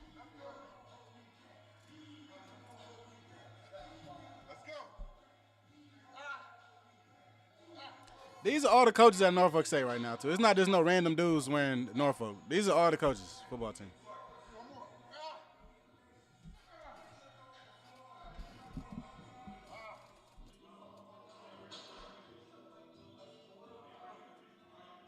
These boys insane. What you talking about in the chat, man? They frying you on social media right now. What you saying? What I do? I gotta tell you, this is all. All right, they said, what's the purpose of amassing all that talent to play other SWAC schools? You would think they would put a top 10 FCS school on the schedule. NSU has the fittest coaching staff in the country. Oh, for sure. Norfolk, all these dudes is like they fresh out the league. Like, what are we watching right now? But for Jackson, though, I feel like Jackson should schedule stronger opponents, though. I feel you on that, MEAC Mike. I for sure feel you on that.